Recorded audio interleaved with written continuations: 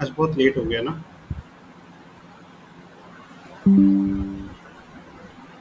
आप लोग को रिकॉर्डिंग मिल गई?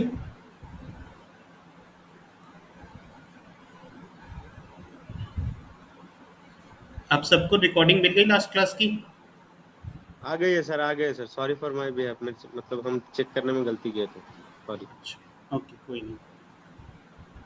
ठीक है, तो लास्ट क्लास में जैसे कि मैंने नोट को बता दिया था और बिल्कुल बेसिक्स सा भी बताया था, कुछ ज़्यादा भी उसमें कवर नहीं हुआ था। बट एनपीएम के को भी मैंने एक्सप्लेन किया हुआ था, उसमें थोड़ा सा बाकी है नोट को एक्सप्लेन करना, और उसको करते हैं और फिर उसके बाद एक्सप्रेस जेएस पे चलते हैं, ठीक है। अ, अगर आप लोगों ने रिवाइज नहीं किया है तो आगे का पोर्शन आपको थोड़ा सा क्रिटिकल अब लगेगा, ठीक है। मैं ये पहले ही बता दे रहा हूँ, और जिसने क्लास नहीं लिया है उसको तो और मुश्किल लगेगा। हम्म। तो लास्ट क्लास में हमने क्या किया हुआ था कि ये फिगलेट एक नाम का एनपीएम पैकेज है जिसको मैंने इंस्टॉल किया था, और फिर उसको मैंने यूज किया था। बेसिकली मैंने बताया था कि कमांड लाइन टूल होता है एनपीएम के पास, जिसके थ्रू हम पैकेजेस को इंस्टॉल कर सकते हैं, और एनपीएम क्या एक लाइब्रेरी ऑफ पैकेजेस है। तो वहां से मैंने क्या किया था, एक पैकेज फिगलेट को इंस्टॉल किया और उसको देखा कि हम किस तरीके से यूज करते हैं। एंड जैसे ही मैंने उसको इंस्टॉल किया था, मेरे पास 3 फाइल्स आ गई थी। एक एक फ़ोल्डर आया था जो नोड मॉड्यूल्स था, 2 फाइल्स आई थी जेसन फॉर्मेट में जिसका package dash lock dot JSON था, और पैकेज डॉट जेसन नाम की 2 फाइल आई हुई थी। ये सब मैंने बेसिक पूरा कवर कर दिया है। अगर किसी ने नहीं देखा है तो आप लास्ट रिकॉर्डिंग को ज़रूर प्रेफ़र कर लो, ठीक है? मतलब उसे देख लो, ठीक है? उसमें समझ में आ जाएगा आपको, ठीक है? क्योंकि मैं दोबारा रिवाइज़ नहीं करा सकता, ऑलरेडी टाइम बहुत ज़्यादा जा चुका है, ठीक है? अब मैं एक और चीज़ मैं बात करता हूँ, जैसे कि मैंने यहाँ पे बताया था कि यहाँ पे node modules package dash lock dot JSON और पैकेज डॉट जेसन, ये आपको वीएस कोड दिख रहा है ना? सॉरी, वीएस स्टूडियो, ये विजिबल है ना? Yes sir, yes screen sir, share हुई है? यस सर, मेरे पास मैसेज नहीं यस आया था यस। ना। ठीक है। अब देखिएगा, मैंने जैसे बताया था कि आपको जब भी कोड शेयर करना होगा तो आप इस नोड मॉड्यूल्स को नहीं शेयर करोगे, ठीक है। जैसे आपको किसी को कोड शेयर करना है तो आप इस नोड मॉड्यूल्स को आपको शेयर करने की नीड नहीं है, आपको गिटहब पे अपलोड करना है। देन आपको नोड मॉड्यूल्स की जरूरत नहीं है, आप इस फाइल को डिलीट कर देना। या तो गिट इग्नोर करके एक मतलब जब भी आप गिट का यूज करोगे, आपको एक गिट इग्नोर करके एक फाइल क्रिएट करना है, उसमें इसको इसको मेंशन कर देना है। ऑटोमेटिकली गिट उसे इग्नोर करेगा, बाकी सारी फाइल्स को वो ले जाएगा, बस इसे नहीं इग्नोर कर देगा, ठीक है। वैसे ही आगे चल के कई ऐसी फाइल्स होंगी जो भी हम क्रिएट करेंगे, कई ऐसे इंफॉर्मेशन होती है जिसको हम नहीं शेयर करना चाहते हैं, तो उसको हम गेट इग्नोर के अंदर लिख देते हैं, ठीक है। अभी वो फाइल जब प्रोजेक्ट करेंगे तब वो आपको खुद ही समझ में आएगा। फिलहाल के लिए ये फाइल बहुत बड़ी होती है इसके अंदर, क्योंकि सब मतलब जितने भी डिपेंडेंसीज होती हैं सब इसके अंदर ही होती हैं, ठीक है। तो ये बहुत इंपॉर्टेंट फाइल है, और अगर ये आपके पास नहीं है तो इसको ले आया जा सकता है किसके मदद से, पैकेज डॉट जेसन अगर फाइल आपके पास है तो आप इसको किस तरीके से ले आ सकते हैं। सिंपल आपको npm इंस्टॉल एक कमांड रन करना है, जिसकी वजह से जिस पैकेज डॉट जेसन में सारा कुछ उसमें डिस्क्राइब रहता है कि कौन कौन से पैकेजेस थे, उस हिसाब से आपका नोड मॉडल्स आपका फोल्डर अगेन आ जाएगा, ठीक है। ये सारी चीजें हमने बात किया हुआ था। अब एक और चीज की मैं बात करता हूँ, जैसे कि मैंने बताया कि ये पैकेज डॉट जेसन बहुत इंपॉर्टेंट फाइल होती है। ये अगर आपके पास नोड मॉड्यूल्स नहीं है, अगर पैकेज डॉट जेसन है तो आप उससे नोड मॉड्यूल्स ले आ सकते हो। ये इतनी इंपॉर्टेंट फाइल है कि इसमें मेटा डेटा होता है, मतलब डेटा अबाउट डेटा, डेटा की इंफॉर्मेशन होती है। आप कोई भी डिपेंडेंसीज को इंस्टॉल करोगे, जैसे हमने कल की लास्ट डेट में फिगलेट को इंस्टॉल किया था, आपको देख रहे हो यहाँ पे फिगलेट के बारे में इंफॉर्मेशन है कि फिगलेट का कौन सा वर्जन हमने इंस्टॉल मारा है, ठीक है। तो उसी तरीके से आप पैकेज डॉट जेसन को खुद भी क्रिएट कर सकते हो किसी भी प्रोजेक्ट के लिए। मैं उसको करके दिखाता हूँ ये चीजें, और आप उसे कैसे क्रिएट कर सकते हो वो मैं आप समझाने वाला हूँ आपको। जैसे बेसिक टर्मिनल कमांड्स अब हम लोग सीख चुके हैं, अब हम सी ड्राइव के अंदर नोड मॉड्यूल्स क्लास के अंदर हैं, ठीक है। ये मेरी डायरेक्टरी नेम है। यहाँ पे मैं सिंपली एक और फोल्डर क्रिएट कर लेता हूँ, suppose make D I R करके एक कोई भी फोल्डर नेम, सपोज मैं एक रैंडम कोई भी एक फोल्डर नेम क्रिएट कर लेता हूँ। कौन सा मैं कर लूँ, रुको मुझे किसी पैकेज का नेम सोचने दो। रैंडम जोक एक मैं पैकेज इंस्टॉल करूंगा, गिव मी अ जोक करके। उसके लिए मैं एक पैकेज इंस्टॉल कर एक डायरेक्टरी क्रिएट कर लेता हूँ, रैंडम जोक्स करके, ठीक है। ये एक मैं डायरेक्टरी क्रिएट करने वाला हूँ, तो जैसे ही मैंने इसे किया, आप यहाँ पे देखोगे कि रैंडम जोक्स नाम से एक यहाँ पे एक फोल्डर क्रिएट हो गया है। ठीक है, एक डायरेक्टरी यहाँ पे क्रिएट हुई है। ठीक है, अब इसके अंदर मुझे जाना है। इसके अंदर जाने के लिए मुझे क्या करना होगा, सीडी चेंज डायरेक्टरी, और डायरेक्टरी नेम जो भी रहेगा, जो भी अभी मैंने यहाँ पे लिखा है रैंडम जोक्स करके, उसे मुझे यहाँ राइट करना है, और मैं एंटर हो जाऊंगा कि इस नोड क्लास के रैंडम जोक्स नाम की डायरेक्टरी के अंदर। आई होप ये चीज़ें आपको समझ में आ रही होंगी। ठीक है। मैंने आज रिकॉर्डिंग ऑन किया है ना? हाँ, चल रही है।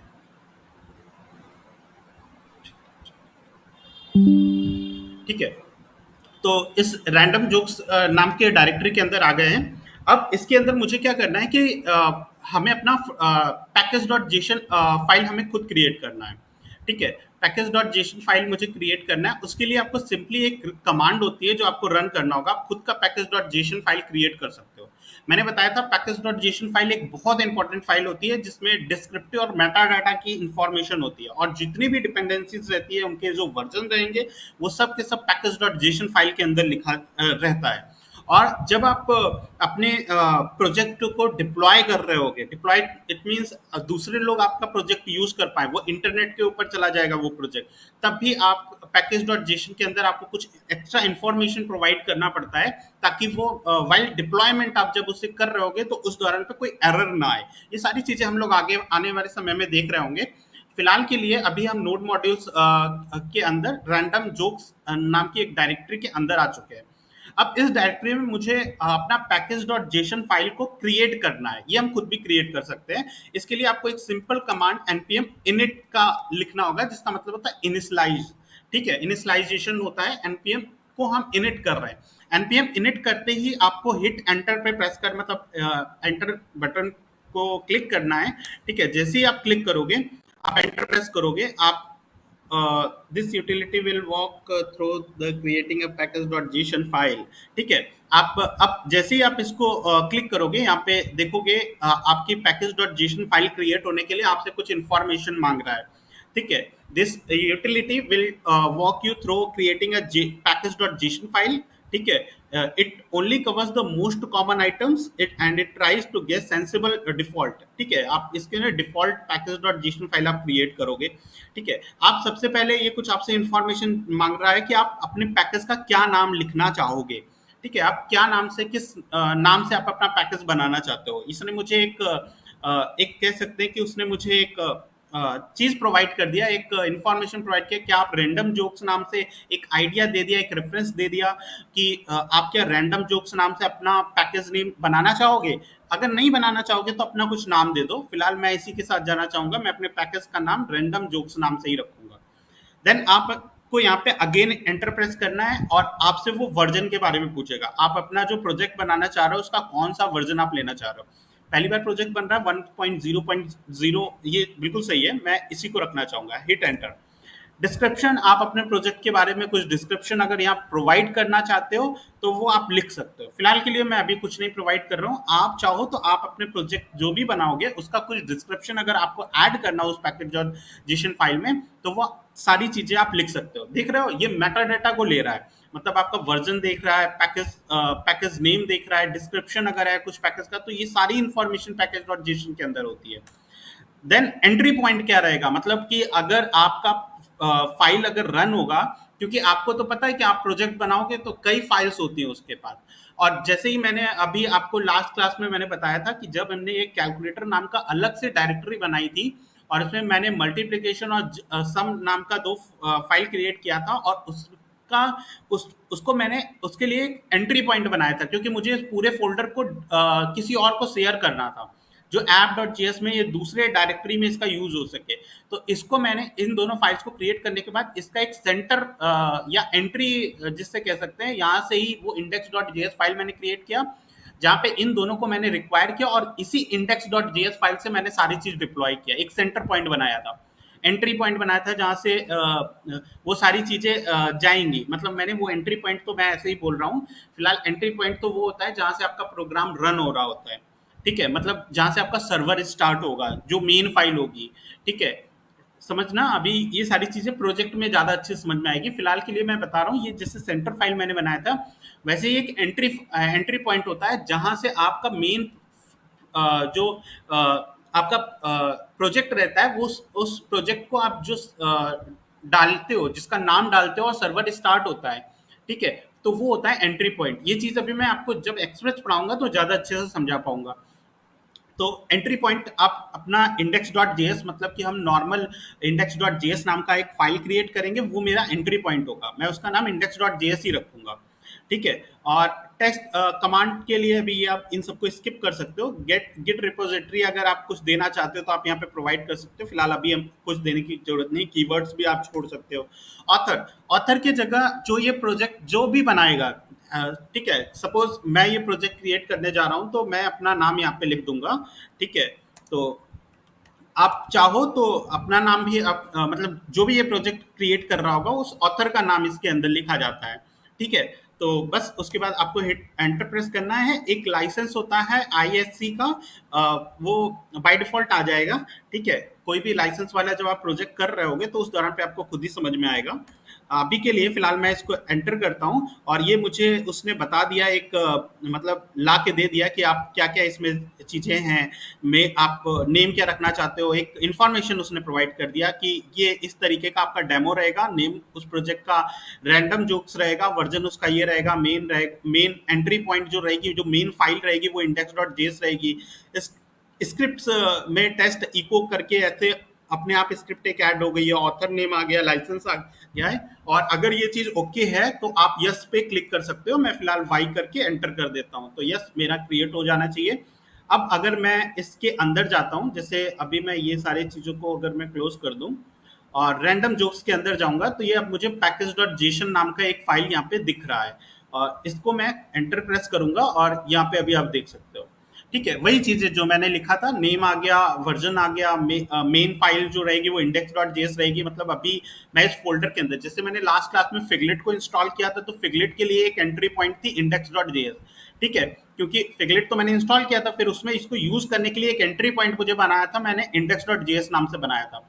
उसी तरीके से सेम यहाँ पे मैंने अभी रैंडम जोक नाम से यहाँ पे एक फाइल फ़ोल्डर क्रिएट किया है। उस फ़ोल्डर के लिए अभी मैंने कोई भी डिपेंडेंसीज़ या कोई भी कुछ भी इंस्टॉल नहीं किया, तो अभी डिपेंडेंसीज़ यहाँ कुछ नहीं है, डिस्क्रिप्शन डिपेंडेंसी यहाँ पे अभी कुछ नहीं है। अगर मैं अभी कुछ इंस्टॉल करूँगा तो वहाँ पे डिपेंडेंसीज़ भी इसमें ऐड हो जाएँगी, अभी करके दिखाऊँगा वो चीज़, ठीक है। फिलहाल इसके लिए भी entry point index dot JS है, तो मुझे यहाँ पे भी एक इंडेक्स डॉट जेएस नाम का एक फाइल क्रिएट करना पड़ेगा, ठीक है। ऑथर नेम बाकी ये सब कुछ तो अभी मैंने दिखाई दिया है। तो चलते हैं एनपीएम से एक पैकेज इंस्टॉल करते हैं जो कि है गिव मी अ जोक, जो आपको रैंडम जोक ले आके देगा, शायद यही नेम है उसका, मुझे एक बार देखना पड़ेगा। अभी चलते हैं, देखते हैं, एनपीएम इंस्टॉल करते हैं, ठीक है। और इसके अंदर गिव मी अ जोक,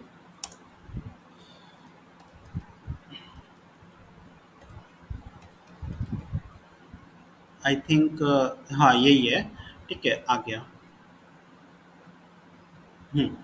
ये आपको क्या करेगा, रैंडम जोक्स लाके आपको देगा, ठीक है। गिव मी अ जोक, ये एक कह सकते हैं एक लाइब्रेरी है, ठीक है, जिसको आप यूज़ कर सकते हो। इसको यूज़ करने के लिए आप सिंपली ये कमांड रन कर सकते हो, या सिंपली शॉर्ट फॉर्म में अगर देखोगे तो इंस्टॉल की जगह give me a random joke या गिव मी अ जोक ऐसे करके इसको डायरेक्टली आप अपने एनपीएम पैकेज के अंदर इंस्टॉल कर सकते हो। इंस्टॉल करते समय आप ध्यान देना कि आप उसी फ़ोल्डर के अंदर हो जहाँ पे आप उसको आप बनाने जा रहे हो। देखो रैंडम जोक के अंदर ही आपको होना चाहिए, क्योंकि आप इसी के अंदर पैकेज को इंस्टॉल करने जा रहे हो, ठीक है? ठीक है? अभी हम लोकली कर रहे हैं, ग्लोबली नहीं कर रहे हैं पैकेज को इंस्टॉल, तो अभी हम लोकली मतलब इस फ़ोल्डर के अंदर आपको होना चाहिए। तो आप देख सकते हो कि मैं नोड मॉडल्स के अंदर रैंडम जोक्स के अंदर हूँ, सेम फ़ोल्डर के अंदर आपको भी होना है, जहाँ पे आपको पैकेज इंस्टॉल करना है। और सिंपली मैं इसको अगर यहाँ पे प्रिंट कर दूं और मैं इसको इंस्टॉल करता हूं, तो एक चीज मेरे पैकेज डॉट जेसन में ऐड हो जाएगा, जो कि डिपेंडेंसीज नेम से होगा, और मेरे पास दो फाइल और आ जाएंगी। एक नोड मॉड्यूल्स नाम से आएगा और एक package dash log dot JSON नाम से आएगा। अभी डाउनलोड हो जाने दीजिए इसको।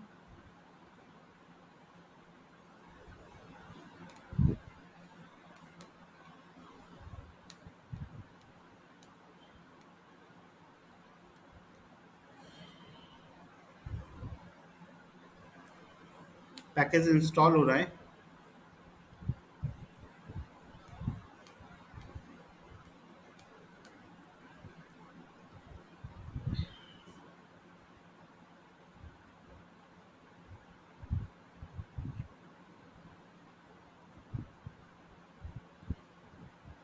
बहुत ज़्यादा टाइम ले रहा है, क्या बात है?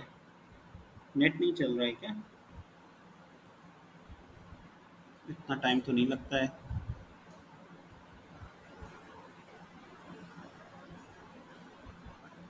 आप लोग को मेरी प्रॉपर वॉइस जा रही है ना?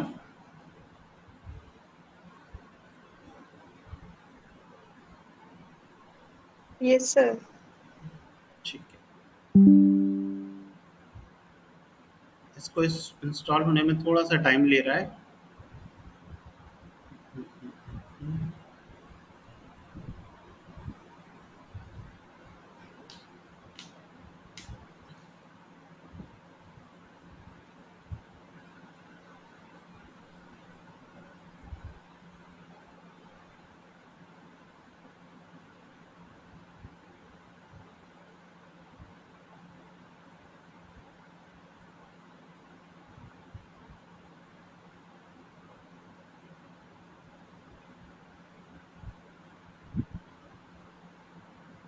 Completed internet speed.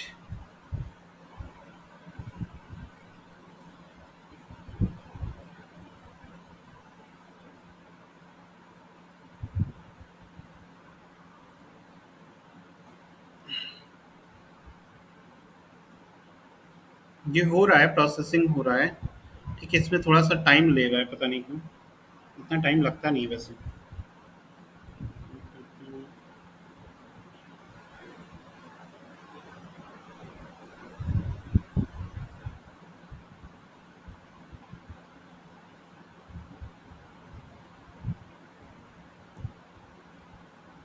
कुछ नेटवर्क प्रॉब्लम की वजह से।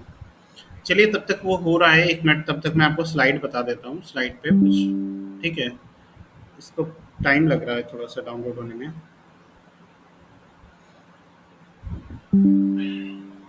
हुँ, तो अभी जब तक वो हो रहा है तब तक आप आगे देख लो, ठीक है? उसके वजह से वेट क्या करना।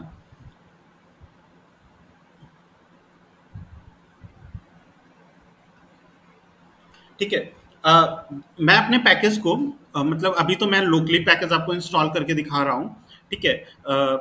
हम लोग 2 तरीके से अपने पैकेज को इंस्टॉल कर सकते हैं, और बेसिकली हमें लोकली ही करना है। जब भी हम प्रोजेक्ट को क्रिएट कर रहे होंगे, हमें अपने पैकेज, जितने भी पैकेज होंगे, सबको लोकली ही इंस्टॉल करना होगा। बट हम अपने पैकेज को ग्लोबली भी इंस्टॉल कर सकते हैं। ग्लोबली इंस्टॉल करने के लिए सिंपली आपको ये कमांड, जैसे आप जो भी आपको इंस्टॉल करते हो वही वैसे ही करना है। बस सिंपली एक आपको हाइफन जी करके एक और चीज इसमें ऐड कर देना है, एक फ्लैग ऐड करना है, जिसकी वजह से आपका पैकेज ग्लोबली इंस्टॉल होगा। लोकल और ग्लोबली में अभी क्या डिफरेंस है वो मैं अभी आपको बता दूंगा। लेकिन ग्लोबली इंस्टॉल करने से ही मेरा वो पैकेज यूज नहीं होगा, उसे मुझे लिंक भी करना पड़ेगा, जो मैं अभी करके दिखाऊंगा। ठीक है?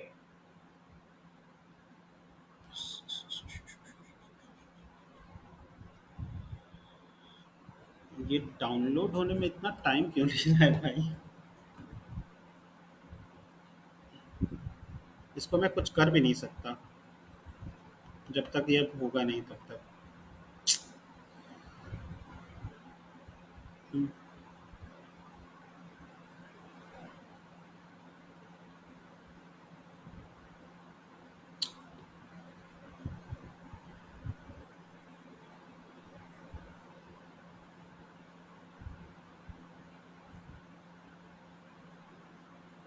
एक मिनट, मैं इसको हटा ही देता हूँ। ठीक है, मैं दोबारा करके एक बार चेक कर लेता हूँ। Remove delete permanently. रीट्राई नहीं हुआ क्योंकि मैं सेम डायरेक्टरी के अंदर हूँ।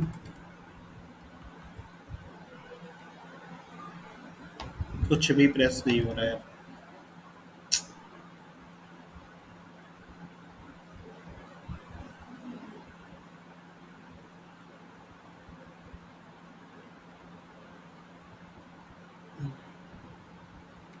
अगेन मैं एक बार जाता हूँ इसके अंदर, और दोबारा मैं इस पैकेज को ज़रा रन करके देखता हूँ, क्योंकि उस समय पता नहीं क्या प्रॉब्लम हो गई। इतना टाइम नहीं लगता है ये सारी चीज़ों को डाउनलोड होने में, ये तुरंत हो जाता है। ये देखिए तुरंत हो गया यहाँ पे। ठीक है, आपके लिए यहाँ पे तुरंत हो गया, वो पता नहीं क्या प्रॉब्लम हो रही थी। ठीक है, यहाँ पे एक डेप्रिकेटेड की वार्निंग आ रहा है। डेप्रिकेटेड का मतलब कुछ नहीं है कि ये पैकेज का जो वर्जन है वो अब ये रहा नहीं है, वो मतलब library is no longer supported. ठीक है, शायद इसी वजह से प्रॉब्लम हो रही होगी। बट ये लाइब्रेरी जो थी, जो मैंने अभी यहाँ पे गिव मी अ जोक नाम से यहाँ पे इसको इंस्टॉल किया हुआ है, वो डेप्रिकेटेड हो गया, मतलब इसका वर्जन पुराना हो चुका है। ठीक है, बट इसने ऐड कर लिया है अभी। ऐड कर लिया आपको रैंडम जोक के अंदर, आप देख सकते हो कि इसमें नोड मॉड्यूल्स आ गया, package dash lock dot JSON नाम का आ गया, और आप नोड मॉड्यूल्स के अंदर जाओगे तो आपको यहाँ पे कई ढेर सारी सब डिपेंडेंसीज इसके अंदर इंस्टॉल हो गया है। ठीक है, और हाँ, ये देखिए, ये गिव मी अ जोक नाम से एक पैकेज इंस्टॉल हुआ है। उसको इंस्टॉल करने के लिए कई बहुत ढेर सारी इसने सब डिपेंडेंसीज को इंस्टॉल कर लिया है। ये जितने भी देख रहे हो आप लोग, वो सब डिपेंडेंसीज है। ठीक है, और ये फिलहाल इसका वर्जन बहुत पुराना हो चुका है, ये डेप्रिकेटेड का मैसेज आ चुका है इसके पास। ठीक है, फिलहाल के लिए मैं इसको आपको मतलब मैंने बताया है कि कैसे मैं इसके अंदर पैकेज डॉट लॉक वैसे पैकेज डॉट जेसन नाम का मैं फाइल क्रिएट कर सकता हूँ। फिलहाल इसके इसको यूज कैसे कर सकते हैं, अगर मैं देखूं, अगर ये अगर काम कर जाएगा, क्योंकि ये पुराना हो चुका है वर्जन, लेकिन फिर भी अगर मैं देख रहा हूँ अगर काम कर गया तो बहुत अच्छी बात है। ठीक है, आपको इसका डॉक्यूमेंटेशन पे ही जाना है, और इसको यूज करने का तरीका यहाँ पे बताया गया है। ठीक है, अ, आप इसको सबसे पहले रिक्वायर करोगे। ठीक है, गिव मी अ जोक, इसको रिक्वायर करना है सबसे पहले, जो मैं अभी आपको करके दिखाता हूँ। ठीक है, वही सेम प्रोसेस होता है। आप हर बार डॉक्यूमेंट को देख सकते हो जब भी एक नया पैकेज आप इंस्टॉल कर रहे होगे। ठीक है, आपको इसको रिक्वायर करना है, जो मैंने यहाँ पे किया हुआ है। ठीक है, देन इसको यूज करने का process to get a random dad joke है, तो उसके लिए सिंपली आपको गिव मी अ जोक नाम से गेट रैंडम जोक, और यहाँ पे फंक्शन लिखना है, और जो भी जोक होगा आप वहाँ पे प्रिंट कर सकते हो। चलो मैं इसको दिखाता हूँ आपको करके।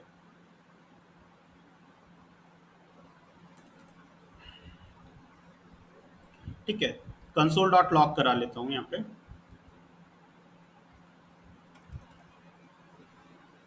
ठीक, इसको मैं रन करूंगा, क्योंकि हम इसके अंदर हैं, तो मैं इसको नोड करके, क्योंकि नोड से ही मेरा सर्वर स्टार्ट होगा, और जो भी मेन फाइल रहेगी, मेन फाइल यानी मतलब एंट्री पॉइंट जो भी रहेगा, एंट्री पॉइंट यही मेरा इंडेक्स डॉट जेएस था, वही इंडेक्स डॉट जेएस मुझे यहाँ पे लिखना है, और मुझे देखना है कि क्या जोक आ रहा है या नहीं आ रहा है।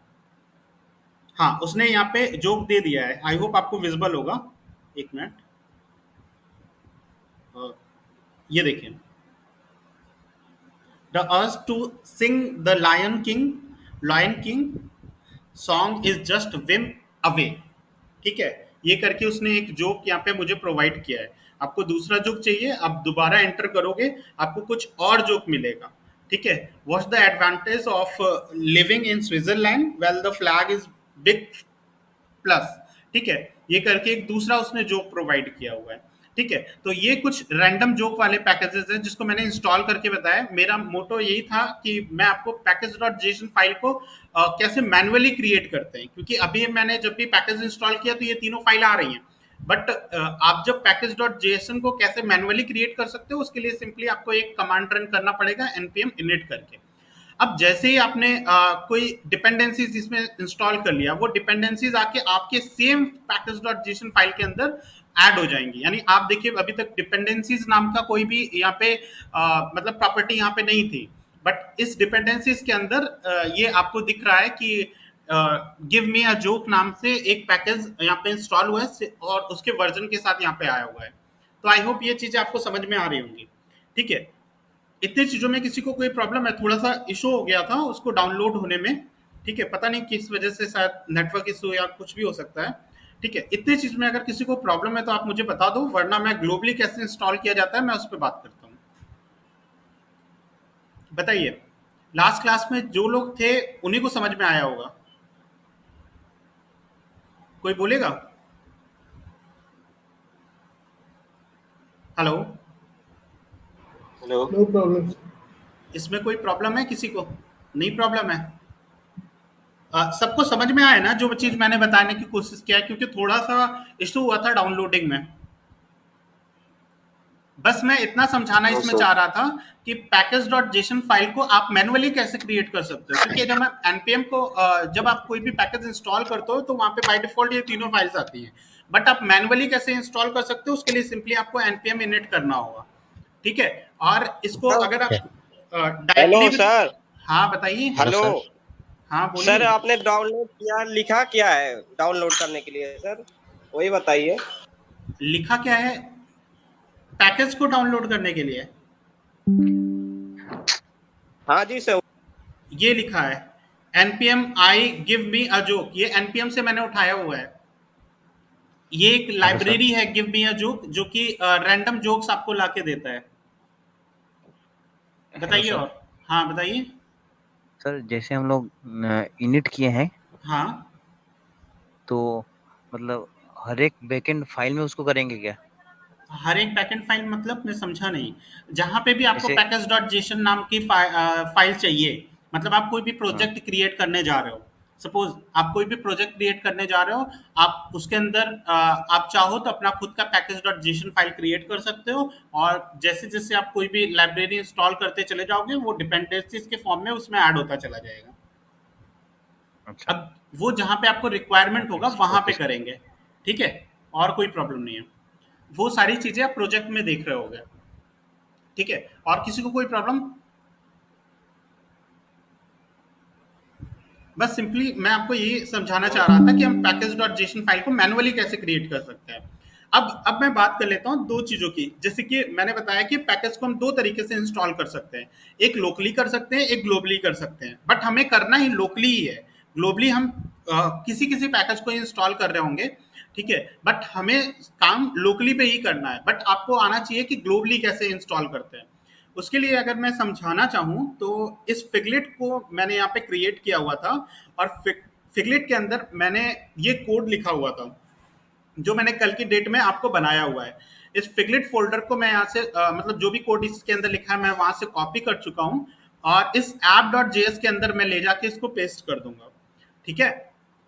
आप अभी समझना मैं बताना क्या चाह रहा हूँ, उससे पहले ये जो जितने भी चीज़ें लिखी हुई हैं मैं इसको पहले क्लियर करूँ। ठीक है? अब पहले तो ये देखना आप लोग कि अभी के समय में जो फिगलेट के अंदर, फिगलेट डायरेक्टरी के अंदर मैंने जो कोड लिखा हुआ था index.js के अंदर, वो मैं उसको बाहर ले आ चुका हूँ उस डायरेक्टरी से। यानी फिगलेट डायरेक्टरी से मैंने उसे बाहर ले आया और नोड क्लास के app.js फाइल के अंदर मैंने उसे लिख दिया है। आई होप आपको समझ में आ रहा होगा। बट अभी मेरी present working directory node class के रैंडम जोक्स पे है, मतलब मैं अभी इस डायरेक्टरी के अंदर हूँ, तो मुझे बाहर आना पड़ेगा यहाँ पे, क्योंकि मुझे app.js को एक्सेस करना है, तो ये सारी चीजें थोड़ी थोड़ी आपको आनी चाहिए। ठीक है? तो बाहर आने के लिए आप cd और स्पेस देने के बाद दो बार डॉट डॉट का यूज करोगे, आप उस डायरेक्टरी से बाहर आ जाओगे। आप कहाँ पे हो? नोड क्लास के अंदर आप आ चुके हो। सी ड्राइव के अंदर नोड क्लास नाम की एक डायरेक्टरी है जिसके अंदर आप इस समय हो, और आप इस app.js को एक्सेस करना चाहते हो। अब यहाँ पे app.js में ये फिगलेट नाम की डायरेक्टरी हमने कभी, सॉरी, फिगलेट नाम की लाइब्रेरी हमने कभी इंस्टॉल ही नहीं किया है, क्योंकि इस लाइब्रेरी को मैंने इंस्टॉल किया हुआ है फिगलेट डायरेक्टरी के अंदर, बट मैंने यहाँ पे नहीं इंस्टॉल किया हुआ है। तो इसको हम अगर रन करते हैं, सपोज मैं इस फाइल को ठीक है, इस नोड फाइल को मैं अगर रन करता हूँ, तो उसके लिए मुझे सिंपली नोड और उसके बाद जो फाइल है app.js को मैं रन करना चाहता हूँ। तो जैसे ही मैं इसे रन करूंगा मेरे पास एरर आ जाएगा, और एरर में मुझे बताएगा कि can not find the module figlet. हमें वो मॉड्यूल मिल ही नहीं रहा है फिगलेट नाम का, जिसको आप रन करना यहाँ पे चाह रहे हो, जिसको आप रिक्वायर कर रहे हो। तो उसके लिए मुझे मतलब उस लाइब्रेरी को, फिगलेट नाम की लाइब्रेरी को ग्लोबली इंस्टॉल करना होगा, जिससे कि मैं किसी भी डायरेक्टरी के अंदर, नोड क्लास के किसी भी डायरेक्टरी या फोल्डर के अंदर मैं उसे इजीली एक्सेस कर पाऊँ। ग्लोबली का मतलब यही होता है कि आप उसको ग्लोबली इंस्टॉल कर रहे हो। ठीक है? तो उसको इंस्टॉल करने के लिए आपको सिंपली वही कमांड आपको लिखना है, जैसे आप लिखते हो कि npm i, और आप फिगलेट लिखे थे लास्ट टाइम, आपने फिगलेट लिखा हुआ था, ये लिखा था आपने इसको इंस्टॉल करने के लिए। फिगलेट को इंस्टॉल करने के लिए आपने ये कमांड रन किया था। बट इस बार आपको क्या करना है, इस बार आपको एक इसमें फ्लैग ऐड कर देना है जो ग्लोबली के लिए है, -z करके। आई होप आपको समझ में आ रहा होगा। एक मिनट।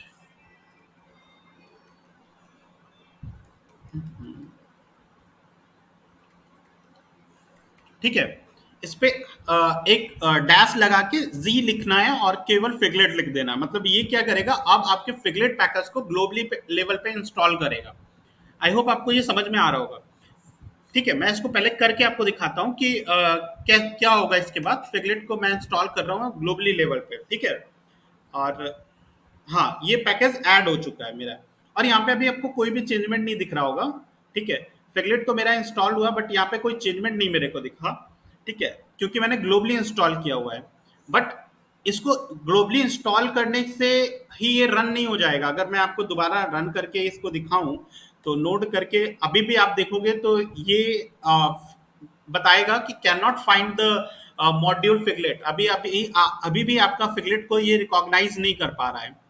ठीक है, भले वो मैंने ग्लोबली लेवल पे डाउनलोड कर दिया, बट वो अभी भी इसको रिकॉग्नाइज नहीं कर पा रहा है। उसके लिए आपको लिंक करना पड़ेगा, जिसके लिए आपको एक और कमांड रन करना पड़ेगा, npm link figlet। जो भी आप पैकेज इंस्टॉल करोगे, जैसे हमने सपोज यहाँ फिगलेट किया, आप कुछ और कर रहे हो तो उसको लिंक करना पड़ेगा। ग्लोबली लेवल पे आप जब कर रहे होगे तो की बात बता रहा हूँ। तो अब आप इस कमांड को रन करोगे, तो जिससे क्या होगा कि वो इसमें रन मतलब आपका ग्लोबली लेवल पे इंस्टॉल हो जाएगा। ठीक है, अब इसके बाद आप देखोगे यहाँ पे नोड मॉड्यूल्स नाम का एक फाइल इंस्टॉल हो गया है, आ चुका है, और इसके अंदर आपको दिख रहा होगा फिगलेट इंस्टॉल्ड है। अब अगर आप इसको रन करते हो, सपोज आपने लिखा नोड app.js, अब आप देखोगे तो आपको ये रन होते हुए दिखेगा। आई होप आपको ये समझ में आ रहा होगा। अभी तक मैंने जो पैकेजेस इंस्टॉल किया था वो मैंने लोकली किया था, मतलब किसी एक डायरेक्टरी के अंदर मैं जाके कर रहा था। बट अब मैंने पैकेज को कहाँ इंस्टॉल कर दिया, ग्लोबली कर दिया है। तो सपोज मैंने ये फाइल क्रिएट किया और इसके अंदर मैं डायरेक्ट इस रैंडम जोक्स मतलब कि इस फाइल को मैं रन यहाँ पे कर चुका हूँ। app.js के अंदर मैंने इसको एक्सेस कर लिया है। तो ये फर्क होता है लोकली और ग्लोबली में। और ग्लोबली आप जब भी कर रहे होगे उससे आपको लिंक करना पड़ेगा, ये आप मत भूलिएगा, वरना एरर आप देखोगे। ठीक है, इसमें किसी को कोई प्रॉब्लम नहीं होनी चाहिए। Hello sir. हाँ बताइए। सर जैसे लोकली है हम्म तो उसमें तो नॉर्मल करते हैं, कोई बात नहीं। हम्म और ग्लोबली में सर 2 बार करना पड़ेगा। एक तो जैसे npm i-c और कुछ पैकेज के नाम, हाँ, और वो उसके बाद करना फिर पड़ेगा। देन npm उसके बाद i हाँ, और लिंक हाँ, और उसके बाद लिंक उसको आपको लिंक भी करना पड़ेगा। ये आपको दो चीज परफॉर्म करनी पड़ेगी जब भी आप ग्लोबली किसी पैकेज को ग्लोबली के इंस्टॉल कर रहे होगे। सर लिंक कैसे किए हैं सर, एक बार और प्लीज। npm लिंक, npm आपको i सिंपली एक कमांड रन करना है, npm लिंक, और देन जो भी लाइब्रेरी आपको ग्लोबली लिंक करनी है वो आप लाइब्रेरी का नाम लिख देना बस। ठीक है, दोनों साथ में नहीं होगा? अ, जैसे कर देंगे npm i link -g करके, ऐसे? करके देख लें। ये सर कौन सा पैकेज डाउनलोड मारूं? वही चलो अभी करके सब तो देखेंगे। अभी अभी अभी मैं करके आगे देख लूंगा एक बार। ठीक है, वैसे तो जब हम लोग कर रहे होते हैं तो एक बार उसको मतलब हम दोनों चीज़ों को भी रन कर सकते हैं। लेकिन सुनना, ये फिगलेट को हम लिंक कर रहे हैं, हो सकता है आप लोग एक बार ट्राई कर लेना खुद से। मैंने कभी ट्राई नहीं किया है, क्योंकि जब हम पैकेज को इंस्टॉल करते हैं तो हम एक साथ इंस्टॉल हो जाता है। जैसे कि सपोज अभी मैं फिगलेट को इंस्टॉल कर रहा हूँ या उसके साथ साथ कोई और भी पैकेजेस इंस्टॉल कर रहा हूँ, तो मैं यहाँ पे लिखते जाऊंगा, वो सारी पैकेजेस उस टाइम पे रन कर रहे होंगे। बट यहाँ पे क्या हो रहा है ना, यहाँ पे मैं एक बार पैकेज को ग्लोबली लेवल पे इंस्टॉल कर रहा हूँ, देन उस पैकेज को मैं लिंक कर रहा हूँ npm के साथ। तो आप एक बार चेक कर लेना, ठीक है, कि ये काम करता है या नहीं करता। एक बार आप ट्राई करना, ठीक है। ठीक है, इस चीज को आप खुद भी ट्राई कर सकते हो। अगर एरर नहीं आएगा तो काम करेगा।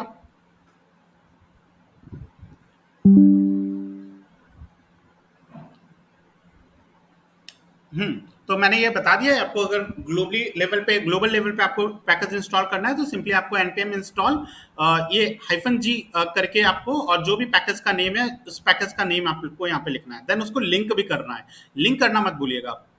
ठीक है, अब जैसे कि मैंने बताया था लास्ट क्लास में कि हम दो तरीके से अपने पैकेज को एक फाइल से दूसरे फाइल या एक फोल्डर से दूसरे फोल्डर पे ले जा सकते हैं। फिलहाल फाइल टू फाइल ही ज्यादातर हम लोग कर रहे होंगे। उस दौरान पे हम या तो रिक्वायर का यूज कर सकते हैं या तो इम्पोर्ट का यूज कर सकते हैं। लास्ट क्लास में ये मैंने चीजें आपको एक्सप्लेन कर दिया था कि जब भी हम किसी चीज को इम्पोर्ट कर रहे होते हैं ना और रिक्वायर कर रहे होते हैं, उसमें कुछ फर्क होता है। रिक्वायर के केसेस में जब भी आप किसी फाइल से कोई डेटा ले रहे होते हो या उसका मॉड्यूल आप कॉपी कर रहे होते हो, तो उस दौरान पे उस फाइल के अंदर जितनी भी इंफॉर्मेशन रहती है, सब की सब इंफॉर्मेशन रिक्वायर के केसेस में आपको मिल जाएंगी। बट इंपोर्ट के केस में आप कुछ स्पेसिफिक इंफॉर्मेशन को आप अपने फाइल में ले आ सकते हो। जैसे सपोज कल लास्ट डेट में मैंने एक फाइल क्रिएट किया था कैलकुलेटर नाम से, जिसमें मैंने सम, एडिशन, सब्ट्रैक्शन, डिवीजन, तीनों सारी चीजें का एक फंक्शन क्रिएट किया था और मैंने रिक्वायर किया था इन सारी चीजों को। तो उस केसेस में मेरे पास सम, एडिशन, सब्ट्रैक्शन और मल्टीप्लिकेशन, डिवीजन जितने भी चीजें थी सबके सब आ चुकी थी, ठीक है। बट इंपोर्ट के केसेस में मैं चाहूं तो मुझे केवल सम नाम का फंक्शन चाहिए, तो मैं केवल सम नाम के फंक्शन को अपने फाइल में ले आ सकता हूं, स्पेसिफिक पार्ट को मैं ले आ सकता हूं, बट ये हम रिक्वायर के साथ नहीं कर सकते थे। तो इसी वजह से इंपोर्ट आया। इंपोर्ट आप लोग रिएक्ट में बहुत यूज किया होगा आपने, अगर रिएक्ट किसी ने पढ़ा है तो we can not selectively load only the piece we need with the require. मतलब रिक्वायर की हेल्प से हम वो पीस ऑफ कोड हम नहीं यूज कर सकते जो हमें चाहिए, मतलब कि स्पेसिफिक पीस ऑफ कोड नहीं हम ले सकते हैं। But with the import we can selectively load the only the piece we need. But import के केस में हमें जो चीज की रिक्वायरमेंट है हम वही चीज केवल ले सकते हैं, विच कैन सेव मेमोरी, जिससे हमारा मेमोरी भी सेव होगा। इसमें लोडिंग जो होगी, loading is synchronous for the require. Require के लिए लोडिंग जो होगी वो सिंक्रोनस होगी। मैंने सिंक्रोनस और असिंक्रोनस में डिफरेंस भी आपको बताया हुआ है। But can not B asynchronous for import, sorry can not बोल रहा हूँ, can, but can be asynchronous for import. Import के केस में ये चीज असिंक्रोनस होगी, मतलब हो सकता है आगे पीछे लोडिंग हो जाए, फर्स्ट हो उसके बाद थर्ड हो जाए, हो सकता है पहली चीज ना हो कि तीसरी चीज पहले लोड हो जाए, ऐसा होता है इंपोर्ट के केस में। बट लोडिंग के केस में जिस हिसाब से आपने चीजें लिखी होंगी उसी हिसाब से वन बाय वन चीजें आपको रिक्वायर हो रही होंगी।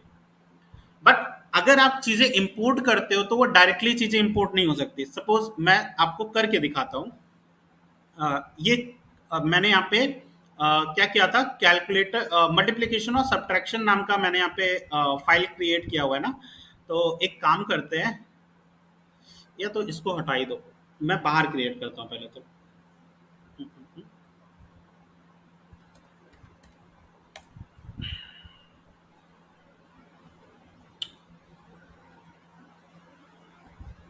मैंने math.js नाम से वहां पे लिखा हुआ है ना एग्जाम्पल, तो मैं उसी नाम से एक फाइल क्रिएट करता हूँ पहले तो। मैं नोड मॉड्यूल्स के अंदर हूँ, ठीक है। math.js नाम से मैंने एक फाइल क्रिएट वहां पे एग्जाम्पल में दिया हुआ है, तो math.js नाम से मैंने एक फाइल क्रिएट किया हुआ है। मैं इसी को कर लेता हूँ, मैं एक फाइल से दूसरी फाइल में आपको चीजें करके दिखा रहा हूँ, ठीक है। यहाँ पे जैसे कि मैंने सम को वहां रिक्वायर किया था, वही सेम जो कोड मैंने लास्ट टाइम लिखा था वही मैं लिख देता हूँ। आप सिंपली दो पैरामीटर्स यहाँ पे पास करोगे। पैरामीटर्स कुछ नहीं होता है, एज एन जो आर्ग्यूमेंट्स आप पास करते हो एज एन इनपुट जा रहा होता है, ठीक है। फंक्शन,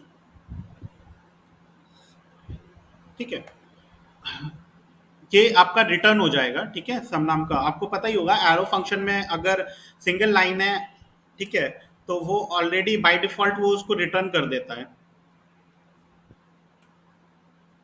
सब्ट्रैक्शन, ठीक है, सब्ट्रैक्शन के केस में यहाँ पे माइनस आ जाएगा। और मैं एक मल्टीप्लिकेशन भी ले लेता हूँ, बस तीन चीजें मैं यहाँ पे ले लेता हूँ समझाने के लिए।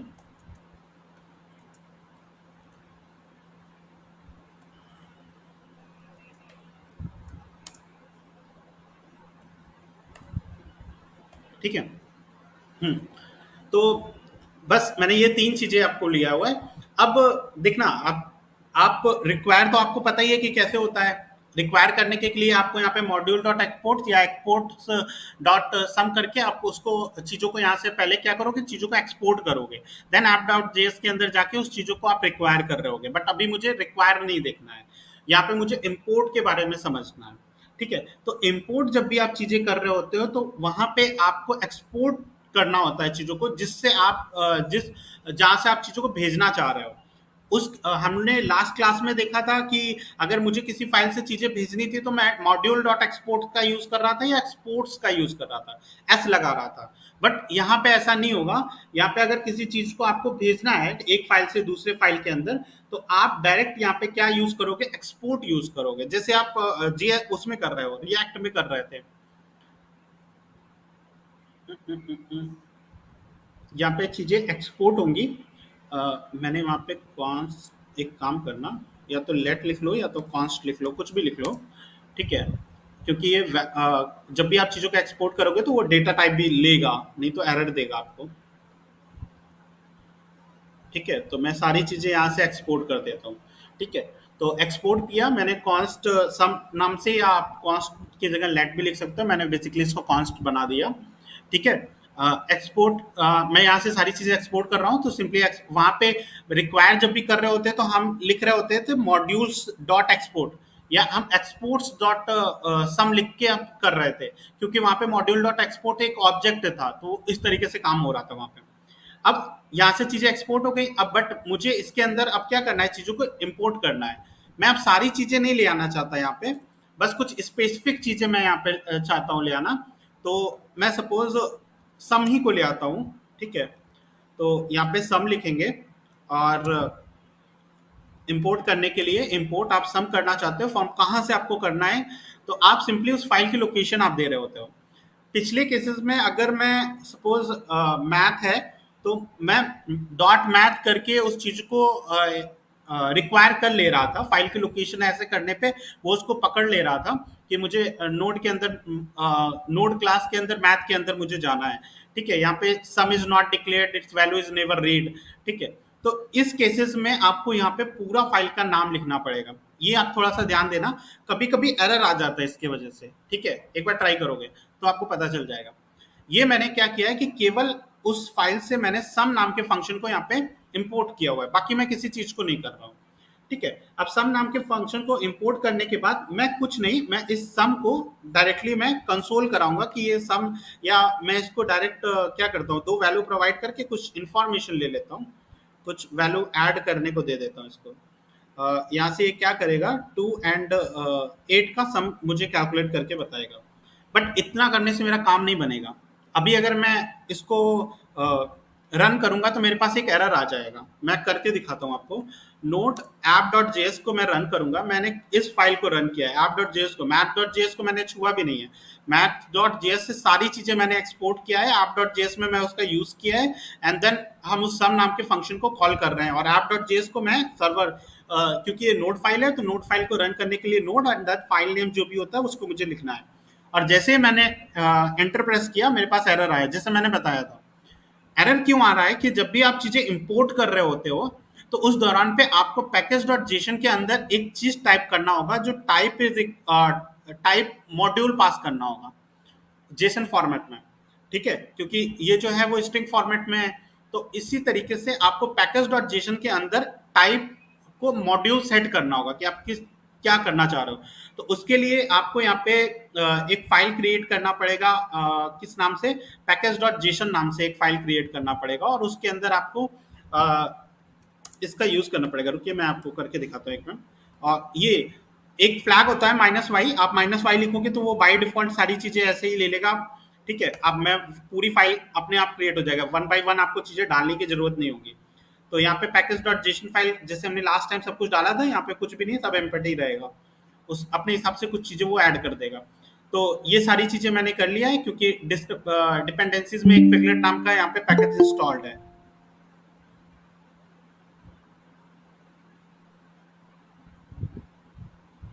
आप लोग बहुत जल्दी आ जाते हो।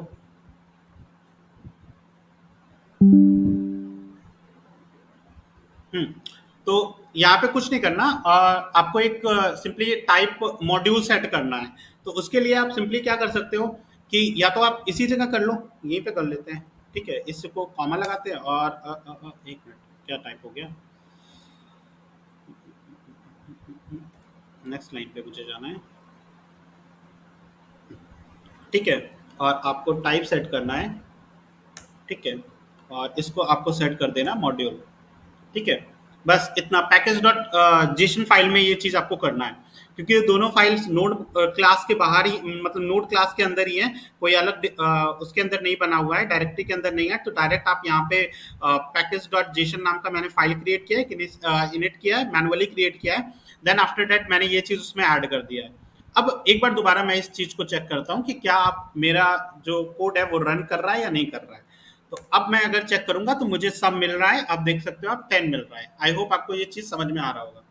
तो ये काम था इंपोर्ट का। और इंपोर्ट कैसे काम करता है, आप जब भी आप चीजें इंपोर्ट करो तो आप package.json फाइल में ये चीज करना मत भूलना कि आप उस पर टाइप को मॉड्यूल सेट नहीं कर रहे हो, तो देन आप एरर देखोगे। ये चीज आप डेफिनेटली करना, और पक्का है कि आप ये चीज अगर इनिशियल लेवल पे कर रहे होगे तो ये पक्का भूलोगे आप।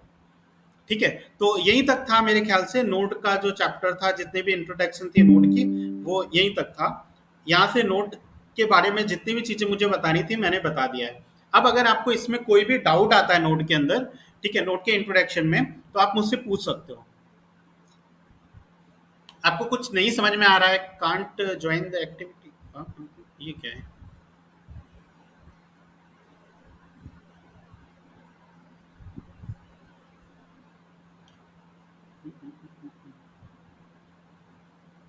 Rohit Thakur is hosting an activity using YouTube.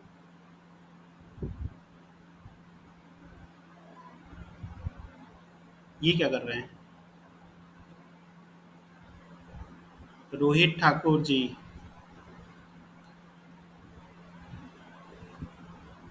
अपने आप प्ले हो गया था सर फोन में। अच्छा, हाँ बताइए, किसी को कोई प्रॉब्लम है नोट के अंदर, कोई चीज समझ में नहीं आई या किसी पोर्शन पे डाउट है तो आप अभी पूछ लो, क्योंकि अगर मैं इसको स्किप कर दूंगा मतलब अब मैं आगे बढ़ जाऊंगा एक्सप्रेस के ऊपर, तो आप फिर पूछोगे नोट के बारे में तो शायद बताना थोड़ा सा मुश्किल होगा। तो अगर आप चाहते हो नोट के बारे में कुछ पूछना तो आप पूछ सकते हो, कोई भी चीज अगर आपको कुछ भी समझ में नहीं आ रहा हो, 1% भी किसी भी टॉपिक में अगर डाउट हो, जितनी भी चीजें मैंने बताया है, आपने क्लास अगर ली है हुई है, तो आप डाउट पूछ लो। सर लास्ट में आपने टाइप क्यों लिखा, ये थोड़ा ध्यान नहीं दिया मैंने। टाइप मॉड्यूल इसलिए सेट किया कि अगर आप टाइप मॉड्यूल नहीं सेट करोगे देन आपका जो इंपोर्ट आपने किया है वो उसको रिकॉग्नाइज नहीं कर पाएगा, वो एरर थ्रो कर रहा था।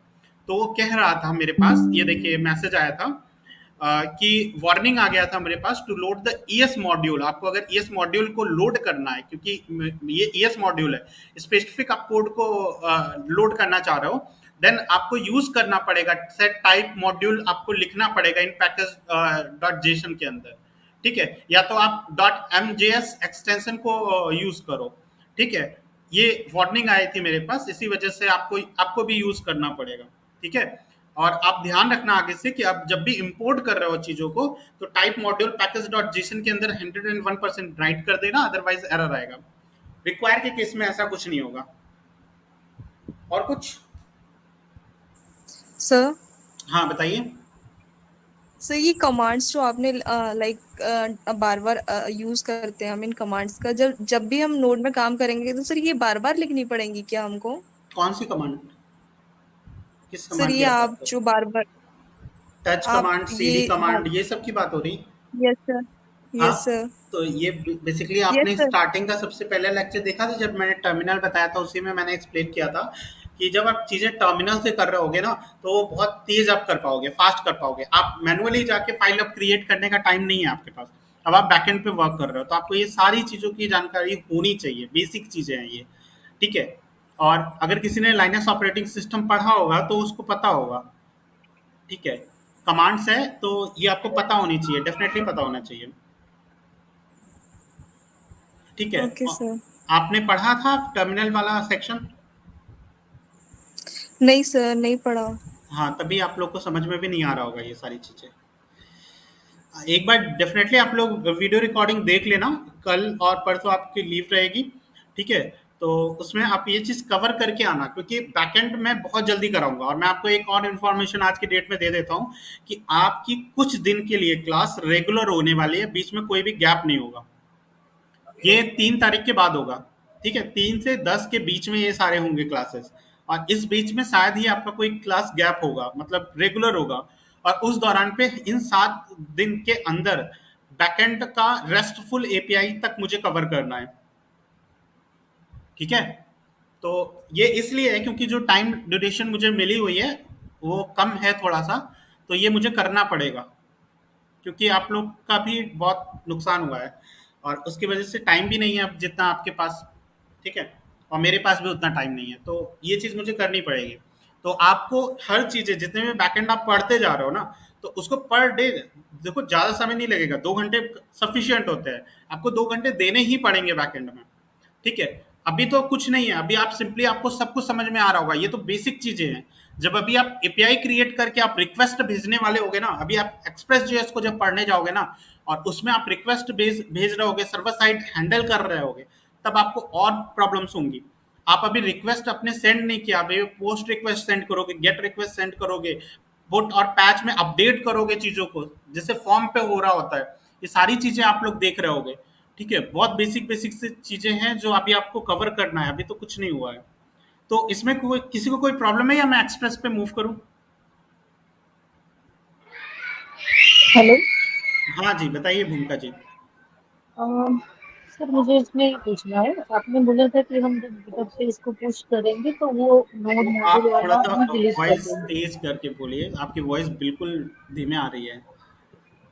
हेलो। हाँ हाँ बोलिए। अभी आ रही है क्या? हाँ बताइए। हाँ, मुझे ये पूछना था, आपने बोला था कि जब हम ये कोई भी प्रोजेक्ट को पुश करेंगे गिटहब पे तो नोड मॉड्यूल वाला फोल्डर डिलीट कर देंगे, हाँ, नोड मॉड्यूल्स को बाकी वो डिलीट कर पूरा देना हेडर या फाइल। इग्नोर कर देना, गिट इग्नोर के अंदर आप डाल सकते हो।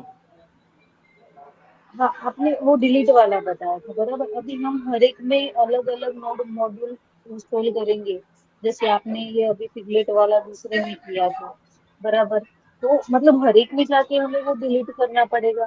जी नहीं, आप जब प्रोजेक्ट जबकि हम बनाओगे तो आप एक ही हाँ, नोड मॉड्यूल्स आपके पास होंगे, या आप नोड मॉड्यूल्स आपके पास फ्रंट एंड में होगा, एक नोड मॉड्यूल्स आपके पास बैक हाँ, एंड में होगा। या तो मैं आपको चीजें करके बता रहा हूँ, अलग अलग पैकेजेस मैंने इंस्टॉल किया, वहां पे जो पैकेजेस इंस्टॉल होंगे वो पर्टिकुलर एक प्रोजेक्ट के लिए हो रहे होंगे, और सारे के सारे पैकेजेस उस प्रोजेक्ट के नोड मॉड्यूल्स के अंदर होंगे। मतलब हम हर एक के लिए ग्लोबली डिफाइन करेंगे कि नहीं मतलब नहीं, लोकली ग्लोबली नहीं, डिफाइन लोकली करेंगे ही कैसे? इंस्टॉल करेंगे, उस पूरे प्रोजेक्ट की डायरेक्टरी के अंदर हो रहे होंगे सारी चीजें। ओके, मेन डायरेक्टरी में ही वो हम इंस्टॉल करेंगे हाँ बराबर। हाँ हाँ हाँ बिल्कुल। ठीक है, ओके ओके, ठीक है। अलग अलग नोड मॉड्यूल्स प्रोजेक्ट के दौरान पे नहीं क्रिएट होगा, सिंगल नोड मॉड्यूल्स होगा। अगर आप पूरे मर्न स्टैक प्रोजेक्ट आप क्रिएट करोगे तो एक नोड मॉड्यूल्स आपको फ्रंट एंड में दिखेगा, एक नोड मॉड्यूल्स आपको बैक एंड में दिखेगा। आप लोग ने अगर डिप्लॉयमेंट सीखा होगा, किसी ने अगर पढ़ा भी होगा, अगर नहीं भी पढ़ा है तो मैं बता देता हूँ। जब आप फुल स्टैक प्रोजेक्ट कर रहे होगे तो एक बैकएंड के का पूरी फाइल होती है, एक फ्रंट एंड की पूरी फाइल होती है, उन दोनों फाइल्स को हम अटैच करते हैं, देन आफ्टर दैट हम डिप्लॉय करते हैं। पहले बैकएंड डिप्लॉय होता है, फिर बैकएंड से जो मुझे लिंक मिलता है वो हम फ्रंट एंड के अंदर हम वो लिंक को चेंज करते हैं, उस एपीआई को हम चेंज करेंगे, ताकि जब हमारा बैकएंड अलग डिप्लॉय बैकएंड वाला सर्वर रन हो रहा हो तो मेरा फ्रंट एंड वाले पे कनेक्शन मिल पाए। ये चीजें मैं करके दिखाऊंगा आपको आने वाले समय पे। ये थोड़ा सा आपको सुनने में बहुत अजीब लग रहा होगा, लेकिन ऐसे ही होता है डिप्लॉयमेंट। सर हम प्रोजेक्ट करेंगे ना इसके ऊपर, तो ये मतलब हाँ ताकि डेफिनेटली, हमें क्यों पता नहीं चले करेंगे। ऐसे हाँ, नहीं मुझे और अगर लॉन्ग टाइम आएगा। मिल जाएगा तो मैं जरूर करवाऊंगा, मुझे क्या प्रॉब्लम है। अच्छा। हाँ ठीक है, प्रोजेक्ट की चिंता आप लोग मत करो। प्रोजेक्ट करने से पहले आपको जितनी भी बेसिक चीजें होंगी, अगर बाय द वे आप प्रोजेक्ट नहीं भी कर पाओगे, ठीक है, जितनी भी बेसिक चीजें होंगी जो एक प्रोजेक्ट के अंदर यूज हो रहे होंगे, जैसे आपको वैलिडेशन के बारे में पता होना चाहिए, आपको लॉगिंग पेज बनाना क्रिएट होना चाहिए, ये सब चीजें हम इंडिविजुअली देख रहे होंगे। प्रोजेक्ट में हम केवल इन सारी चीजों का जब यूज कर रहे होंगे ना, तो आपको कोई प्रॉब्लम नहीं आने वाली है। बैकएंड के अंदर मैं आपको इतना बता दूंगा, आपको हर एक एक चीज, ठीक है, मिडलवेयर से लेके जितनी भी चीजें होती हैं, कुकीज कैसे होती हैं, वर्क कैसा होता है, आप जितनी भी बेसिक और एडवांस जितनी भी चीजें हैं मैं सब कवर करने की कोशिश करूंगा। बट वही है ना, टाइम की बस लिमिट है मेरे पास इस समय। करने को तो मैं बहुत अच्छे से बता सकता हूँ, जावास्क्रिप्ट को भी मैं बहुत जल्दी खत्म कर सकता था, बट वो टॉपिक जो था ना डॉम का, वो बहुत इंपॉर्टेंट टॉपिक है। उसके अंदर आपको बेसिकली वो तो आना ही चाहिए था, तो इस वजह से मैंने उस पर टाइम लिया है। ठीक है, बस और कोई प्रॉब्लम नहीं है। तो चलते हैं अपने एक्सप्रेस के ऊपर, और किसी को कोई प्रॉब्लम है? किसी को कोई प्रॉब्लम नहीं है? चलते हैं फिर एक्सप्रेस के ऊपर, ठीक है। आई होप आपको स्लाइड दिख रहा होगा।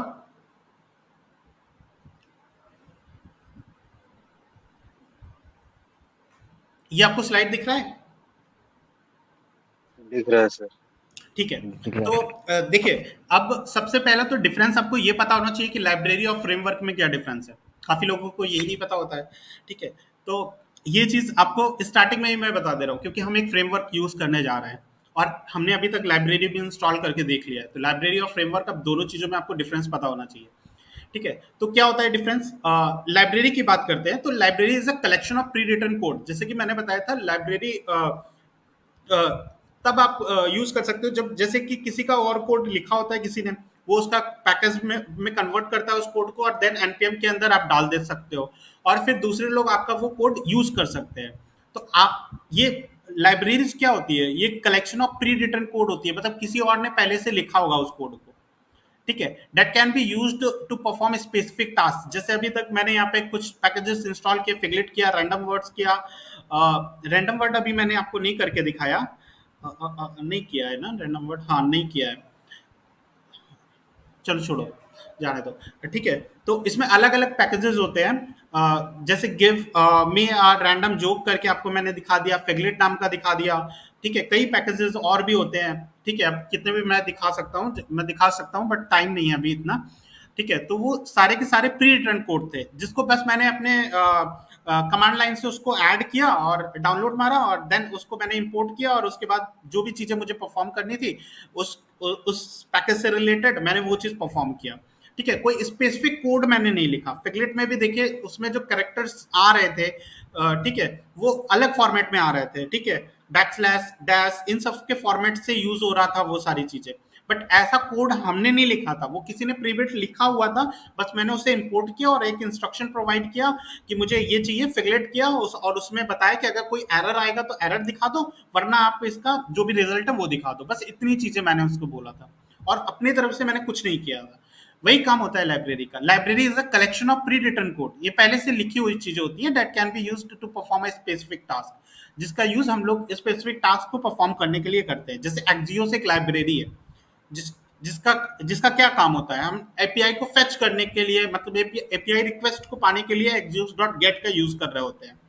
फिगलेट ये अभी हमने करके देखा, फिगलेट एक लाइब्रेरी है जिसको मैंने इंस्टॉल किया और कैरेक्टर्स जो प्रिंट हो रहे थे वो एक अलग फॉर्मेट में हो रहे थे, ये एक लाइब्रेरी है।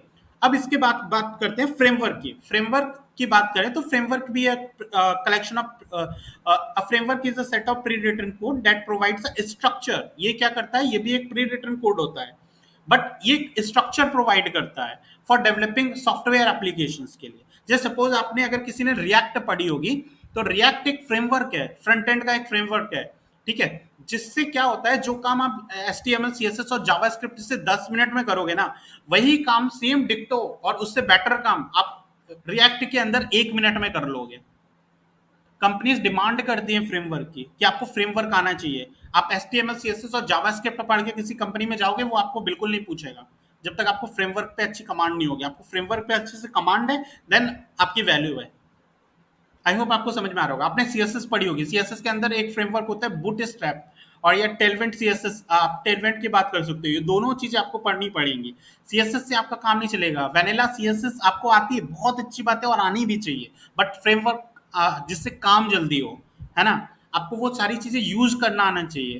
कंपनी आपको 1 घंटे में आपको इतना काम चाहती है कि आप जिसको बहुत जल्दी जल्दी कर सको। आपको अगर प्रोजेक्ट 1 महीने में मिला है, आप सारी चीजें अगर इंडिविजुअली ऐसे लिखने लगे ना तो फिर हो गया काम, वो प्रोजेक्ट का ड्यूरेशन बहुत लंबा चला जाएगा। तो कंपनी की डिमांड होती है कि आपको फ्रेमवर्क आने चाहिए।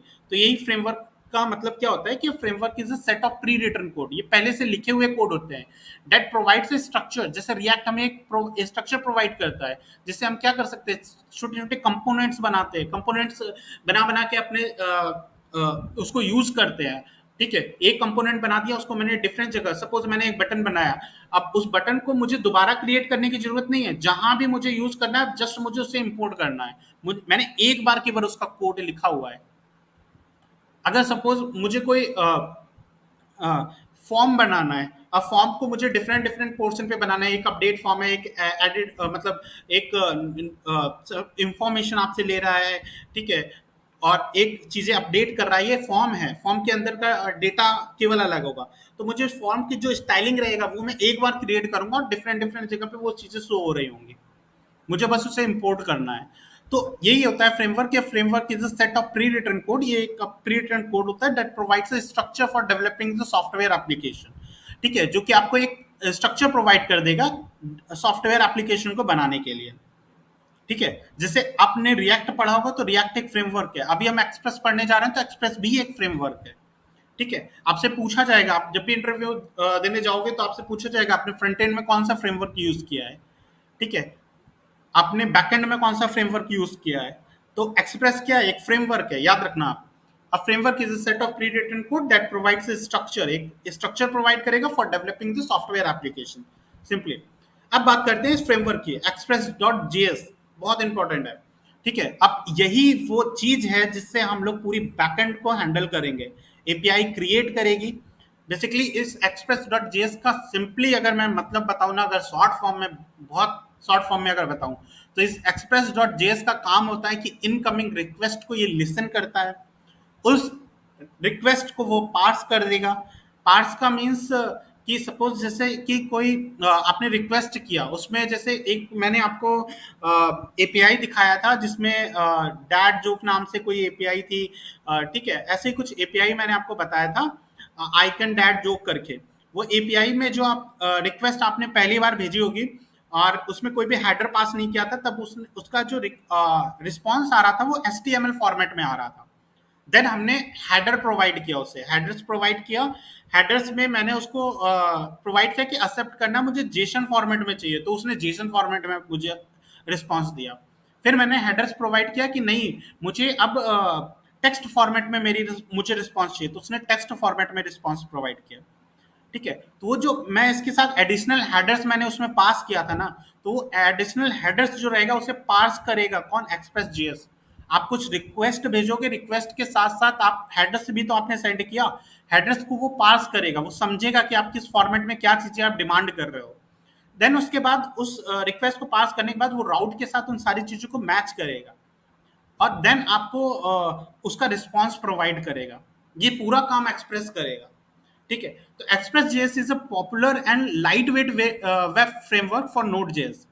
बहुत पॉपुलर है, लाइट वेट है और ये एक वेब फ्रेमवर्क है Node.js के लिए। It helps developers build web applications. ये डेवलपर्स को वेब एप्लीकेशंस बनाने के लिए हेल्प करता है एंड एपीआईज और एपीआई भी बनाने के लिए हेल्प करता है। वेब एप्लीकेशन और एपीआई बेसिकली हम एपीआई इसी से क्रिएट कर रहे होंगे more easily by providing a robust set of features। Simply अगर मैं आपको कुछ इसके पॉइंट्स बताऊं तो जैसे Node.js फ्रेमवर्क की बात करें, express.js एक Node.js फ्रेमवर्क है। तो Node.js framework express.js is built on the top of the Node.js which is a JavaScript runtime environment। मैंने बताया ना Node.js क्या है, एक JavaScript runtime environment है। आप इसी Node.js की हेल्प से अपने बैकएंड में JavaScript को आप यूज कर पा रहे हो। JavaScript पहले बैकएंड में पहले ब्राउजर के बाहर रन नहीं हो रही थी, ठीक है। अब 2009 के बाद ये सारी चीजें पॉसिबल हो पाई, Node.js के बना, Node.js में जावास्क्रिप्ट यूज होने लगा, इसलिए हमने बैकएंड के लिए Node.js का बैकएंड के लिए अब हम जावास्क्रिप्ट में ही अपना कोड कर सकते हैं। This mean you can use the JavaScript to write both server side and client side code. आप जावास्क्रिप्ट का सर्वर साइड में भी यूज कर सकते हो एंड क्लाइंट साइड में भी आप यूज कर सकते हो। वेब सर्वर्स की बात करें तो express.js allow you to create a web server to handle HTTP request and response. ये क्या करेगा, ये आपको वेब सर्वर्स क्रिएट करने में HTTP रिक्वेस्ट एंड रिस्पॉन्स में ये आपकी हेल्प कर देगा। This mean you can set up the routes. आप राउट्स का मतलब समझ रहे हो क्या होता है, जैसे कि सपोज आप सपोज आपने इंस्टाग्राम अगर आप चला रहे हो तो इंस्टाग्राम में सपोज आपने मेरा आईडी सर्च मारा, ठीक है, सौरभ नाम से आपने कुछ भी इंस्टाग्राम पे ऐसे सर्च मार लिया रैंडमली, ठीक है। देन आपने किसी और का नाम देखा, गौरव नाम से कोई आपने देखा, तो डिफरेंट आप यूआरएल पे जा रहे हो, आपने सर्च मारा तो एक Instagram/सौरभ नाम से आपका पेज खुला होगा।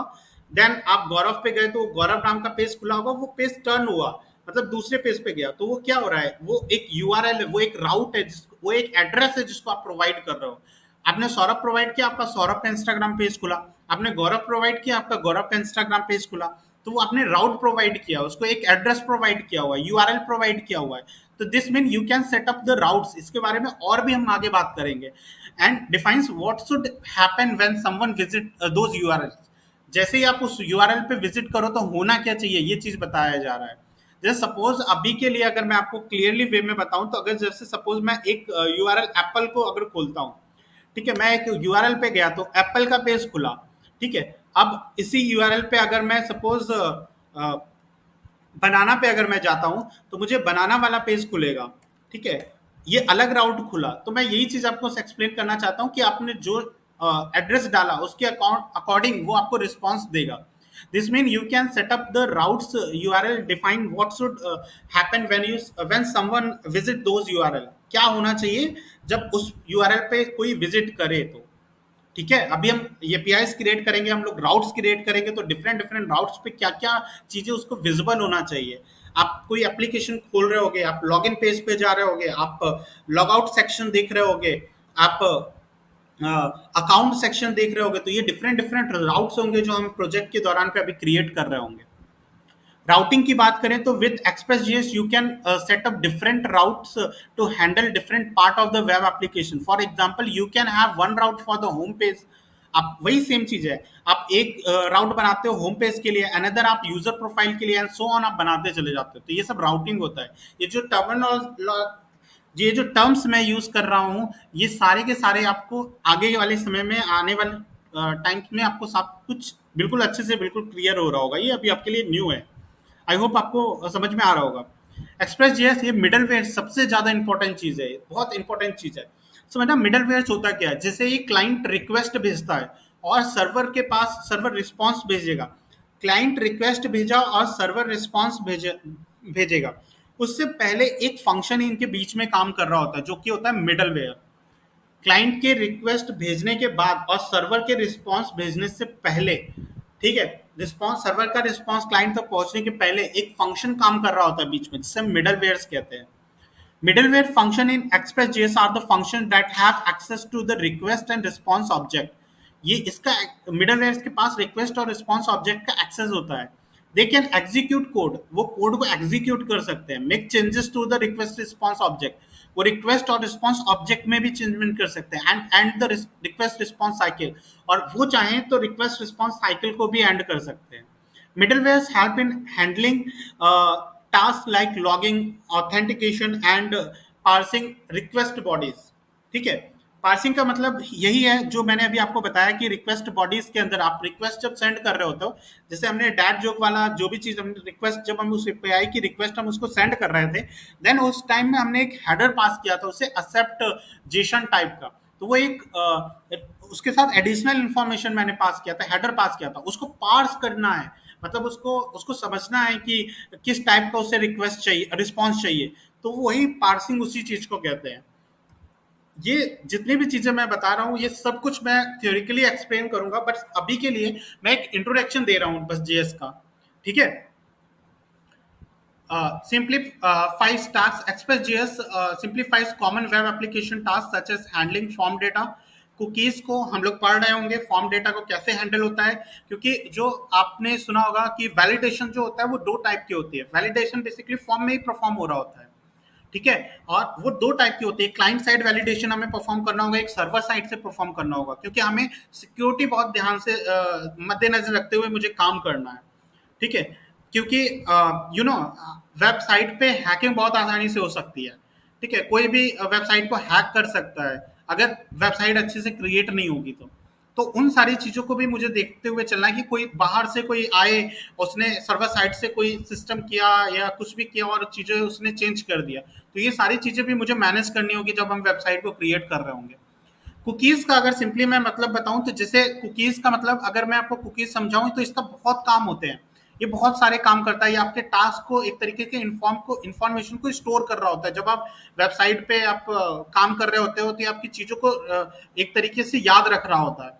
एक सिंपल वे में बताऊं तो आप जब भी अमेजोन पे आप शॉपिंग कर रहे होते हो तो उसमें एक फंक्शनैलिटी आप चीजें चॉइस करके ऐड टू कार्ट कर रहे होते हो. ऐड टू कार्ट करने के बाद सपोज आपने एक ड्रेस चॉइस किया, देन आफ्टर दैट आपको कुछ बेकरी आइटम्स अगर सपोज सेलेक्ट करना है तो आप उस चीज को सेलेक्ट कर रहे हो और देख रहे होगे कि ऐड टू कार्ट में आपका वो पहले वाला चीज जो आपने सेलेक्ट किया वो वहां पे लोड रहता है, वो गायब नहीं होता है. तो वो काम कौन कराता है? ये कुकीज कराता है. वो वेबसाइट पे वो सारी चीजें सेव करके रखता है. फाइल अपलोड्स, ये भी फंक्शनैलिटी है. फाइल को आप अपलोड कैसे करोगे, ये सारी चीजें हम देख रहे होंगे. It provides a set of built in method to manage these task efficiently. ठीक है, अगर मैं इन शॉर्ट में बताऊं तो ये सारी चीजें एक्सप्रेस करता क्या है. एक्सप्रेस.js इज अ वेब फ्रेमवर्क है for Node.js. It works by listening for incoming HTTP request, जो भी HTTP रिक्वेस्ट आएगा, जो हम भेजेंगे, क्लाइंट जो भेजेगा, ठीक है, वो उससे पहले लिसन करेगा Express.js, फिर उन रिक्वेस्ट को पार्स करेगा। पार्सिंग द रिक्वेस्ट मतलब जो भी एडिशनल चीजें होंगी, ये पार्सिंग को मैंने बहुत अच्छे से एक्सप्लेन किया है, और ये वर्ड आपसे पूछा जा सकता है कि व्हाट इज पार्सिंग, पार्सिंग का काम क्या होता है, पार्सिंग द रिक्वेस्ट मीन्स इसका मतलब क्या है, ठीक है, ये आपसे जरूर पूछा जा सकता है। फिर matching the request to the defined route, वो मैच करेगा, जिस भी राउट में आप रिक्वेस्ट भेज रहे हो उस रिक्वेस्ट से मैच करेगा कि आप यही चीज चाहते हो या नहीं चाहते हो, जो उसके पास इंफॉर्मेशन है और जो आप मांग रहे हो वो चीज मैच करेगा कि ये मैच हो रही है कि नहीं हो रही है। Providing the appropriate response based on the matched route, जो भी राउट मैच होगा, सपोज अभी मैंने बनाना का पेज खुला तो राउट पहले मैच हुआ, देन आफ्टर दैट बनाना पे जो रिक्वेस्ट गया तो उस तरीके का मुझे पूरा एक वेब पेज खुल के आया, तो वो रिस्पॉन्स आया मेरे पास। तो Express.js बेसिकली एक वेब फ्रेमवर्क है Node.js का, जिसका 4 काम होते हैं। ये HTTP रिक्वेस्ट को लिसन करेगा, रिक्वेस्ट जो भी आएगा उसे पार्स करेगा, पार्सिंग का अभी मैं और एक्सप्लेन करने जा रहा हूँ। Matching the request to the defined route, जो भी उसके पास राउट की इंफॉर्मेशन होगी उसके साथ वो उसको मैच करेगा। Then providing the appropriate response based on the match route, जो भी राउट से मैच होगा उसके बिहाफ पे आपको वो सारी चीजें वो प्रोवाइड कर रहा होगा, जो भी रिस्पॉन्स होगा जो राउट से मैच होगा वो प्रोवाइड करेगा आपको। अगर मैं और बात करूं तो Express.js की, तो पार्सिंग द रिक्वेस्ट, अभी मैं यहाँ पे थ्योरी बता रहा हूँ, आप लोग बोर मत होना, ये थ्योरी इंपॉर्टेंट है, इस वजह से मैं आपको एक बार एक्सप्लेन कर दे रहा हूँ। ये आपको स्लाइड में प्रोवाइड कर दूंगा तो इसको आप डेफिनेटली पढ़ लेना, ठीक है, क्योंकि ये सारी चीजें आपको बेसिक चीजें हैं और यही चीजें अभी हम थ्योरिकल करके देख रहे होंगे, ठीक है। तो अभी के लिए मैं फिलहाल एक बार चीजें आपको समझा रहा हूँ, एक इंट्रोडक्शन दे रहा हूँ Express.js का केवल। Parsing the request mean extracting and interpreting the data from the incoming HTTP request। यही वर्ड मैं अभी कब से बोल रहा था, parsing the request means क्या होता है। जो भी आपके पास इनकमिंग HTTP रिक्वेस्ट आ रही है उससे जो डेटा को एक्सट्रैक्ट करना, यानी डेटा निकालना और इसे इंटरप्रेट करना, ठीक है, वही काम होता है पार्सिंग का। जैसे दिस इंक्लूड, सपोज आप कोई हेडर्स प्रोवाइड कर दे रहे हो, आपने एपीआई रिक्वेस्ट भेजी, उसमें आपने कोई हेडर दिया हुआ है कि information about the request such as the content type क्या है, ऑथेंटिकेशन और ऑथराइजेशन कैसी, ये सारी इंफॉर्मेशन हमें हेडर्स में प्रोवाइड करेंगे। तो ये एक पार्सिंग, ये सारी इंफॉर्मेशन, एक्स्ट्रा इंफॉर्मेशन जो कि रिक्वेस्ट के साथ आ रही है उसको हमें समझना होगा और उसके अकॉर्डिंग हमें उसको पार्स करना होगा, उससे इंफॉर्मेशन निकालनी होगी, देन उसी के अकॉर्डिंग हमें रिस्पॉन्स सेट करना होता है, ठीक है। फिलहाल ये हम नहीं कर रहे होते, सर्वर कर रहा होता है।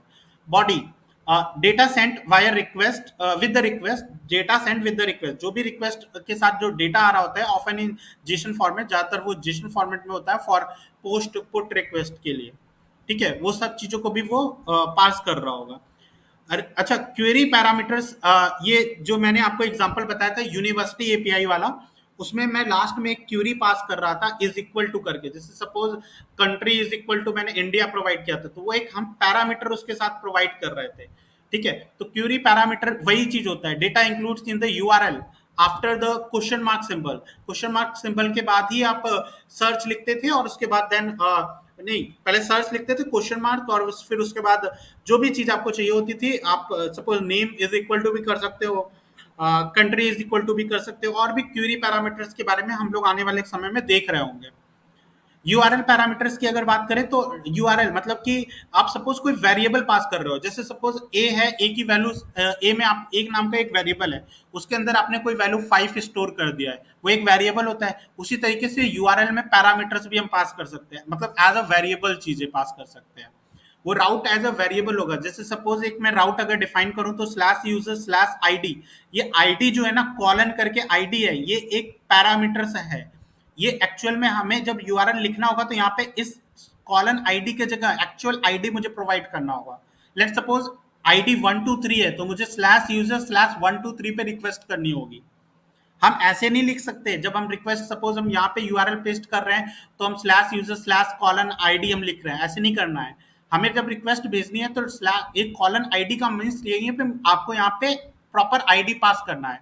ये आईडी एज अ वेरिएबल यहाँ पे लिखा गया और ये हम राउट क्रिएट करेंगे इसी तरीके से, और वहां पे जब हम यूआरएल पे रिक्वेस्ट जा रही होगी तो वहां पे प्रॉपर एक आईडी जा रही होगी।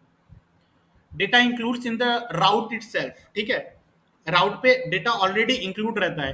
तो Express.js uses middleware to handle this parsing। ठीक है। एक्सप्रेस जेएस क्या करता है, मिडलवेयर का यूज कर रहा होता है। मिडलवेयर क्या होता है, रिक्वेस्ट आने और रिस्पांस जाने के पहले बीच में एक फंक्शन वर्क कर रहा होता है जिसे हम लोग मिडलवेयर कहते हैं। तो यही मिडलवेयर का काम होता है एक्सप्रेस जेएस में, ठीक है। मिडलवेयर ही ये पार्सिंग को हैंडल करता है, such as body parser for parsing the body request bodies. ये बॉडी पार्सर एक मिडलवेयर है, इसके बारे में हम लोग डिटेल में मिडलवेयर की एक एक्स्ट्रा क्लास हम लोग की हो रही होगी, ठीक है। तो फिलहाल ये सारी चीजें हैं जो मैंने यहाँ पे एक्सप्लेन किया है, और थोड़ी बहुत आपको समझ में आई होंगी, थोड़ी बहुत आपके दिमाग से ऊपर भी जा रही होंगी। इतने थ्योरी पोर्शन में अगर कोई चीज है जो आप नहीं समझ पा रहे हो तो वो मुझे बताओ, मैं समझा सकता हूँ अभी के समय में। वरना हम लोग एक्सप्रेस को देखते हैं, एक्सप्रेस को डाउनलोड करते हैं, ठीक है, और उस पे कैसे वो चीज़ों को समझ रहा होगा, क्योंकि मैंने 4 चीज़ बताई कि एक्सप्रेस क्या करता है, इनकमिंग रिक्वेस्ट को सुनता है, उसे पार्स करता है, देन मैचिंग विद राउट, राउट के साथ उसे मैच करेगा और रिस्पॉन्स को सेंड करेगा। ये 4 काम एक्सप्रेस कर रहा होता है, ठीक है। ये बेसिकली एक फ्रेमवर्क है, ये बहुत चीज़ें मैंने आपको एक्सप्लेन किया हुआ है। कोई ऐसी चीज़ जो आपको नहीं समझ में आ रही है या किसी में प्रॉब्लम है तो आप अभी बताओ।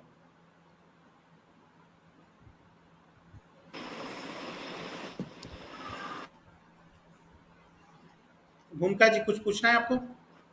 हेलो हाँ बताइए। सर, अभी तो आप जो मतलब बता रहे हैं वो समझ में आ रहा है, बट ऐसे प्रैक्टिकली जब तक करेंगे ना तो उसका मीनिंग पता नहीं चलेगा हमें, हाँ क्योंकि अभी तो सब बात है। बाउंस ही जा रहा है, समझ में थोड़ा थोड़ा आ रहा है, ऐसा है। ठीक है, क्योंकि वो तो बात की बात प्रैक्टिकली है। जब तक हम देखेंगे नहीं उस चीज को तब तक हमें आइडिया नहीं आएगा कि एग्जैक्टली क्या वर्क कर रहे हैं हम इसमें। हाँ, बट आपने अभी लास्ट क्लास लिया होगा, जितना भी जावास्क्रिप्ट में मैंने हम्म। बताया है हाँ। कि बॉडी हम्म। पार्सर के मतलब आपको मैंने बताया कि पार्सिंग क्या होता है, तो मैंने वो चीज़ आपको इम्प्लीमेंट करके दिखाया हुआ था। मैंने बताया क्यूरी हाँ। स्ट्रिंग हाँ। के बारे में, मैंने बताया, मैंने वो चीज़ आपको इम्प्लीमेंट करके दिखाया हुआ था। एपीआई में क्यूरी स्ट्रिंग होती क्या है, यूआरएल पैरामीटर्स के बारे में नहीं बताया है, वो मैं आपको करके दिखाऊंगा। ये सारी चीज़ें जो कुछ हाँ। बेसिक चीज़ें हैं, ठीक है, वो अभी मैं आपको ओके। करके हाँ। दिखाता हूँ, ठीक है। Okay okay. हाँ। और बाकी किसी और को कोई प्रॉब्लम है? आप सेम चीज मतलब कुछ ऐसे टर्मिनोलॉजी जो आपको समझ में नहीं आ रही, मैं उसकी बात कर रहा हूँ। कोई बोलेगा? बाकी कोई? अभी अभी तक तो ठीक है सर, जब तक करेंगे दोबारा जब अप्लाई करेंगे तो कुछ होगा तो पूछूंगा आपसे। और अभी तो आप जो समझा रहे सब समझ भी आ रहा है, थोड़ा थोड़ा कंफ्यूजन भी है, पर जब तक ठीक है, मैं एक काम करता हूँ, हम जो भी मैंने चीज़ें बताई वो मैं आपको एक बार इम्प्लीमेंट करके दिखाता हूँ, ठीक है। जितने भी टाइम में मैंने जो चीज़ें बताई हैं वो सब मैं आपको इम्प्लीमेंट करके अभी ही दिखा देता हूँ। एक काम करता हूँ, आपका कन्फ्यूजन दूर हो जाएगा। तो मैं इस फाइल को यहाँ पे क्लोज कर रहा हूँ, इस फोल्डर को पूरा, और मैं यहाँ पे एक नया फोल्डर क्रिएट करूँगा, एक्सप्रेस सी ड्राइव के अंदर, यहीं पे मैं कर लेता हूँ। हम्म,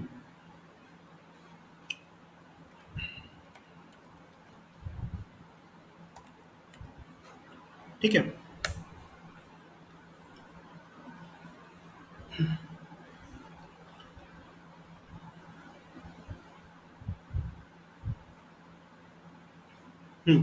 तो आई होप आपको ये विजिबल होगा, दिख रहा है ना सबकी को वीएस कोड?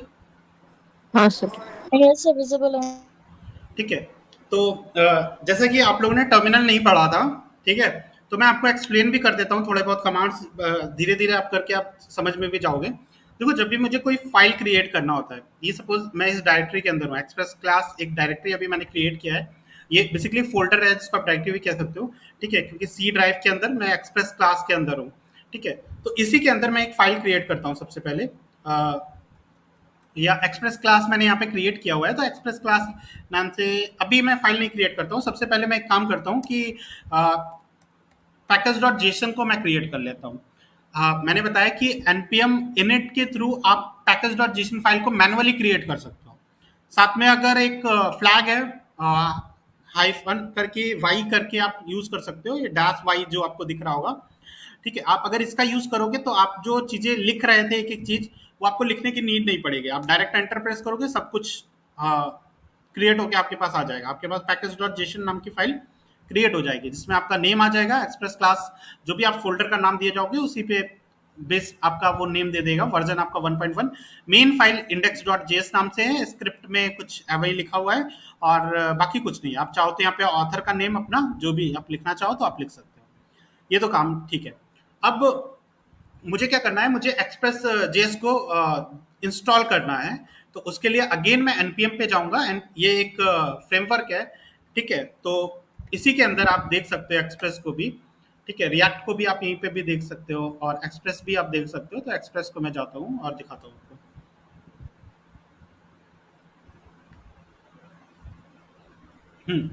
तो ये रहा एक्सप्रेस। ये सारी चीजें मैंने बता दिया है आपको, जितनी भी चीजें इन्फॉर्म करनी थी। मैं सिंपली इसको इंस्टॉल करता हूँ, ठीक है। तो ये जितने भी पैकेजेस हैं जो अभी आप वहां से देख के कर रहे हो, ठीक है, कि npm पे जाके वो आपको रट जाएंगी, ठीक है। थोड़े समय में आप जब जैसे ही आप काम करना स्टार्ट करोगे कि npm i express नाम का मुझे पैकेज इंस्टॉल करना है। अभी हो सकता है आप नए हो तो सॉरी नए हो तो आपको ऐसा हो सकता है कि आपको अभी नहीं समझ में आ रहा है, बट जब आपके थोड़ा सा टाइम हो जाएगा तो ये सारे पैकेजेस जो मैं अभी इंस्टॉल आपको करके दिखा रहा हूँ npm पे जाके कि ये पैकेज अवेलेबल है, वो सारी चीजें आपको याद हो जाएंगी। तो मैं इस एक्सप्रेस को इंस्टॉल कर लेता हूँ सिंपली npm i express लिख के, बस जल्दी से इंस्टॉल हो जाइए।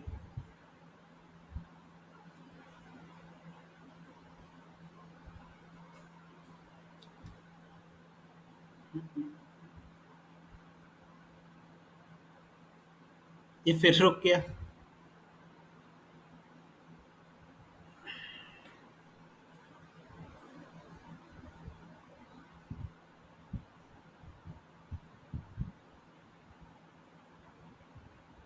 समीक्षा फ्रॉम हाइपरटेक, ठीक है। एक्सप्रेस मेरा डाउनलोड हो गया और जैसे ही यहाँ पे फाइल डाउनलोड हुई तो इस मतलब कि ये पैकेज मैंने डाउनलोड किया, पैकेज नहीं बेसिकली ये फ्रेमवर्क है। तो इसे जैसे मैंने डाउनलोड किया आपको सेम चीज आपको दिख रहा होगा, एक नोड मॉड्यूल्स का फोल्डर आया है, 2 जेसन फाइल्स आई हुई हैं और इस जेसन फाइल के अंदर अगर आप जाओगे तो आपको एक डिपेंडेंसीज इंस्टॉल होते हुए अब दिख जाएंगी और डिपेंडेंसीज के अंदर एक्सप्रेस नाम का एक डिपेंडेंसीज मेरा इंस्टॉल हो चुका है with their version, sorry with its version, ठीक है। और आप अगर यहाँ पे जाओगे एक्सप्रेस को देखना चाहोगे तो ये सब डिपेंडेंसीज हैं और इसी के अंदर आपको एक्सप्रेस भी दिख जाएगा नोड मॉडल्स के अंदर, यही कहीं होगा।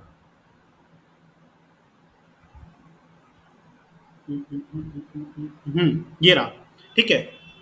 ये एक्सप्रेस आपको दिख रहा होगा, ये इंस्टॉल हो चुका है, ठीक है।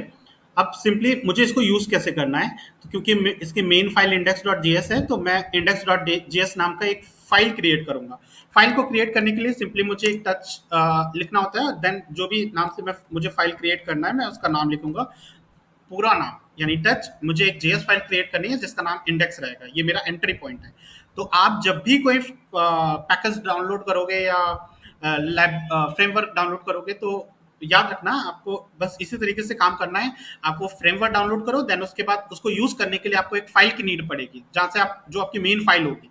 तो मैंने ये मेन फाइल टच index.js नाम से क्रिएट कर लिया है और यहाँ पे सिंपली अब इसको यूज करने का अगर मैं डॉक्यूमेंटेशन पे जाऊं तो मैं आपको सिंपली इसको बताता हूं कि अब आपको कोड देखो 2 तरीके होते हैं, या तो आप डॉक्यूमेंटेशन यूज कर लो या तो आप लिख लो, क्योंकि अब कुछ समय के बाद आपको लिखना ही है। तो अगर आप याद कर लो, क्योंकि मैं छाप भी सकता हूँ डॉक्यूमेंटेशन से, लेकिन मैं नहीं चाह रहा हूँ कि आप छापो, तो फिलहाल मैं वो चीज़ आपको यहाँ पे लिख के दिखा देता हूँ। कॉन्स्ट एक्सप्रेस, यहाँ पे मैंने एक्सप्रेस नाम का एक वेरिएबल क्रिएट किया है और मैं रिक्वायर कर रहा हूँ जो भी मैंने फाइल सॉरी जो भी मैंने फ्रेमवर्क यहाँ पे इंस्टॉल किया है उसको सिंपली मैं यहाँ पे रिक्वायर कर रहा हूँ। तो यहाँ पे रिक्वायर करने के लिए यहाँ पे हम यूज कर सकते हैं कॉन्स्ट एक्सप्रेस और रिक्वायर देन एक्सप्रेस, ठीक है। और ये यहाँ पे सिंपली मैंने एक्सप्रेस को रिक्वायर किया है। देन मुझे क्या करना है, एक एप्लीकेशन क्रिएट करना है इस एक्सप्रेस और उसमें इस एक्सप्रेस को मुझे कॉल करना है, ठीक है। कॉल करके उस एप्लीकेशन में स्टोर कर देना है। अब यही एप्लीकेशन मेरा सारा गेट रिक्वेस्ट, सारे पुट रिक्वेस्ट, कोई भी इनकमिंग रिक्वेस्ट, सबका सब ये ऐप ही मैनेज करेगा, ठीक है। इस एक्सप्रेस नाम के फंक्शन को मैंने इस ऐप नाम के एप्लीकेशन के अंदर इंस्टॉल मतलब डाल दिया है, ठीक है। इसको कॉल करके मैंने इसके अंदर डाल दिया। अब यही ऐप क्या करेगा, आपका कोई भी रिक्वेस्ट होगा या रिस्पॉन्स जो भी आप कर रहे होगे सारे काम आप इसी ऐप के थ्रू ही आप कर रहे होगे, ठीक है। और इसके बाद आपको ये काम आपको हर बार ऐसे बिल्कुल सिमिलर करना है, इसमें कोई भी चेंजमेंट नहीं है। आप चाहे तो इंपोर्ट से भी ये चीजें कर सकते हो, लेकिन बैकएंड के लिए ज्यादातर लोग रिक्वायर का ही यूज करते हैं। तो आप अगर उसके साथ इंपोर्ट के साथ जाना चाहते हो तो बिल्कुल आप जा सकते हो। डॉक्यूमेंटेशन अभी मैं आपको दिखा दूंगा, आप उसका भी यूज कर सकते हो, ठीक है। चाहे तो मैं अभी करके भी दिखा दूंगा, मुझे कोई प्रॉब्लम नहीं है, ठीक है। तो आप इसके बाद आपको दो चीजें, सबसे पहले आप एक्सप्रेस को रिक्वायर करोगे, देन आप एक्सप्रेस को कॉल करके ऐप नाम के या कोई भी आपको देना है, यूजुअली हम लोग ऐप ही नाम देते हैं। ऐप नाम के एक एप्लीकेशन में कह सकते हैं कि एप्लीकेशन में हमने एक्सप्रेस को कॉल कर दिया है, वो अब एक्सप्रेस ऐप बन चुका है, ठीक है। बेसिकली मैंने इसकी में स्टोर किया हुआ है तो वो एक्सप्रेस ही ना, ठीक है। तो अब मुझे क्या करना है, तीसरा काम, मुझे एक पोर्ट डिफाइन करना होता है। पोर्ट नंबर मतलब जिस पोर्ट पे मेरा वो इंफॉर्मेशन जाएगा, मतलब जहां से मुझे वो रिक्वेस्ट मिलेगा, एक पोर्ट नंबर डिफाइन करना होता है। पोर्ट के बारे में आप लोगों ने बेसिकली पढ़ा भी होगा, अगर आपने कॉलेज में पढ़ा है तो पोर्ट क्या होता है कि पर्टिकुलर लोकेशन पे मेरा एक नंबर होगा बेसिकली, जिस पे आपका रिक्वेस्ट जा रहा होगा, जहां से आप अपनी चीजें पाओगे, ठीक है। वो एक पोर्ट होता है। मैं सिंपली आपको एक पोर्ट नंबर कुछ भी डिफाइन कर दो, मैं 8080 कर लेता हूँ, ठीक है। आप 4 डिजिट का कोई भी पोर्ट नंबर आप डिफाइन कर सकते हो, ठीक है। तो पोर्ट आपने डिफाइन कर दिया, देन आफ्टर दैट आपको क्या करना है कि लिसन करना है। जो भी सबसे पहला काम क्या मैंने बताया था कि एक्सप्रेस क्या करता है कि आपका इनकमिंग रिक्वेस्ट को लिसन करेगा, ठीक है। आई होप जो भी आप रिक्वेस्ट कर रहे होगे उस रिक्वेस्ट को सुनने का काम करता है एक्सप्रेस। तो आपको वो चीज डिफाइन करना है। उसके लिए अब जैसा मैंने बताया कि आपको जो भी चीजें आपको करनी है सब ऐप ही के साथ होंगी। तो ऐप डॉट लिसन का हम यूज करेंगे। App dot listen incoming request को वो लिसन करेगा कि आप कोई रिक्वेस्ट कर रहे हो या नहीं कर रहे हो, उसको लिसन करेगा। सिंपली ऐप डॉट लिसन, और इसके अंदर हम अपने पोर्ट को डिफाइन करेंगे। इसमें दो चीजें जाएंगी। सबसे पहले आप जो पोर्ट होगा वो आप डालोगे एज अ पैरामीटर, देन आपको एक फंक्शन, आप कोई भी कॉल बैक यहाँ पे पास कर सकते हो जिसके अंदर आप कोई भी चीज लिख सकते हो जिससे आपको पता चल जाए कि सर्वर काम कर रहा है, आपके रिक्वेस्ट को वो लिसन कर रहा है, ठीक है। कंसोल डॉट लॉग मैं कर लेता हूँ और इस यहाँ पे टिल्ट का यूज यानी टेम्पलेट लिटरल का यूज कर लेता हूँ, और इसके अंदर मैं लिख देता हूँ ऐप is listening port, ठीक है। और यहाँ पे सिंपली मैं पोर्ट को यहाँ पे डिफाइन कर देता हूँ कि वो किस पोर्ट को सुन रहा होगा, उसको उसका इंफॉर्मेशन आपके पास आ जाएगा। तो ये काम बस मैंने अभी किया है, ठीक है। तो अभी हम इसको देखते हैं कि हमने क्या किया है। यहाँ पे सिंपल सा मैंने एक कोड लिखा हुआ है कि यहाँ इस लाइन से मैंने एक्सप्रेस को रिक्वायर किया हुआ है। देन हमें एक कॉन्स्ट ऐप नाम का एक वेरिएबल क्रिएट करना होगा जिसमें मुझे एक्सप्रेस फंक्शन को स्टोर करना होगा। देन आफ्टर दैट मैं एक पोर्ट नंबर डिफाइन करूंगा जहां पे मेरी एक रिक्वेस्ट जाएगी। उस पोर्ट नंबर पे मेरा रिक्वेस्ट जो भी काम होगा, लोकल होस्ट आपको क्रिएट करना पड़ेगा, एक पोर्ट नंबर क्रिएट करना पड़ेगा, ठीक है। फिर देन ऐप डॉट लिसन से क्या करेगा, सबसे पहला काम जो एक्सप्रेस का होता है वो इनकमिंग रिक्वेस्ट को सुनता है, ठीक है। इनकमिंग रिक्वेस्ट को सुनेगा। तो यही ऐप डॉट लिसन क्या कर रहा है, इनकमिंग रिक्वेस्ट को सुन रहा है। तो अभी हम देखते हैं और सर्वर को स्टार्ट करते हैं, ठीक है। सर्वर को स्टार्ट करने के लिए सिंपली आप क्या कर सकते हो, जैसे बताया कि ये नोड फाइल है तो आप सिंपली नोड लिखोगे, देन इंडेक्स डॉट जेएस पे आप चले जाओगे। इंडेक्स डॉट जेएस पे जाओगे, जो भी आपका फाइल रहेगा, जो एंट्री फाइल या मेन फाइल आप कह दो, जो ये फाइल रहेगा उसी का फाइल का नाम आपको लिखना है बस। और आप जैसे इसको एंटर प्रेस करोगे आपका सर्वर स्टार्ट हो जाएगा। सर्वर स्टार्ट हो जाएगा और आप देखोगे कि पहले सर्वर स्टार्ट करते हैं। देखो आपका ये सर्वर स्टार्ट हो गया। सर्वर स्टार्ट हो गया, आपके पास एक मैसेज आ गया कि ऐप इज लिसनिंग पोर्ट 8080। अब आपका जो सर्वर है वो पोर्ट 8080 को लिसन कर रहा है, सुन रहा है। बट अभी मैंने यहाँ से कोई रिस्पॉन्स उसको नहीं सेंड किया हुआ है। आई होप आपको ये चीज समझ में आ रही होगी। बट मैंने इस सर्वर को स्टार्ट किया और मैंने ये देखा कि ऐप इज लिसनिंग पोर्ट 8080, वो लिसन कर रहा है उस सर्वर को। अब आप अपने क्रोम ब्राउजर पे जाओगे, एक नया यूआरएल ओपन करो और इसी को लोकल होस्ट 8080, क्योंकि मैं इस पे काम कर चुका हूं तो आ जाएगा। लोकल होस्ट 8080 पे मैं रिक्वेस्ट सेंड करूंगा। बेसिकली आपको एचटीटीपी करके देना होता है। अभी देखो, अभी इसके पास कोई भी can not get any request, मतलब कि यहाँ पे अभी कोई रिक्वेस्ट नहीं आ रहा है, ठीक है। अभी मैंने यहाँ से कोई रिक्वेस्ट आपको सेंड नहीं किया है, बट अगर सपोज यहाँ से अभी कोई रिक्वेस्ट तो सेंड नहीं हुआ है, इस वजह से यहाँ पे कैन नॉट गेट आ रहा है। अगर सपोज मैं यहाँ पे पोर्ट नंबर चेंज कर देता हूँ, क्योंकि मैं सर्वर सेंड कर रहा हूँ, अगर मैं यहाँ पे पोर्ट नंबर चेंज करके अब मैं इसको भेजूंगा तो इस पे देखिए ये आ जाएगा, this site can not be reached, localhost refuse to connect, connect नहीं हो रहा है। बट अगर मैं 8080, क्योंकि मैंने वो पोर्ट नंबर क्रिएट किया हुआ है, तो ऐसा मैसेज नहीं आ रहा है, वहां पे ये मैसेज आ रहा है कैन नॉट गेट, मतलब कि कोई भी अभी उसको रिस्पॉन्स नहीं मिल रहा है। ठीक है, रिक्वेस्ट अभी कुछ रिक्वेस्ट को उसने ना लिसन किया, ठीक है, उसके पास अभी कोई भी रिस्पॉन्स नहीं आ रहा है। आई होप आपको ये चीज समझ में आ रहा होगा। ये आपका सर्वर स्टार्ट हो गया और ये चीज आपको लिख के आ रही है यहाँ पे। ठीक है, इतनी चीजों में किसी को कोई प्रॉब्लम है तो बताओ। बस मैंने एक्सप्रेस को यहाँ पे डाउनलोड किया, उसको यूज किया, रिक्वायर किया है, एक ऐप नाम का एक वेरिएबल क्रिएट किया जिसमें मैंने एक्सप्रेस फंक्शन को स्टोर कर दिया, एक पोर्ट नंबर आपको बनाना है और एक लिसन नाम का आपको ऐप डॉट लिसन क्रिएट करना है, जो क्या करेगा, इनकमिंग रिक्वेस्ट को लिसन करेगा।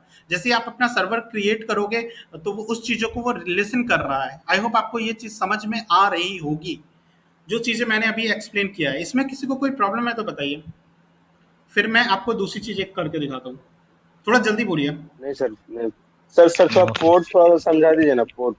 हाँ, पोर्ट कुछ नहीं होता है, एक पोर्ट सुनिए, ये पोर्ट नंबर जो आपको दिख रहा है ना, ये यहीं पे आपका सर्वर रिस्पॉन्स करेगा, इसी पोर्ट नंबर पे आपकी बातचीत हो रही होगी। सपोज अभी के लिए इस पोर्ट को मैं और अच्छे से एक्सप्लेन करना चाहूँ, एक सिंपल एग्जांपल देता हूँ।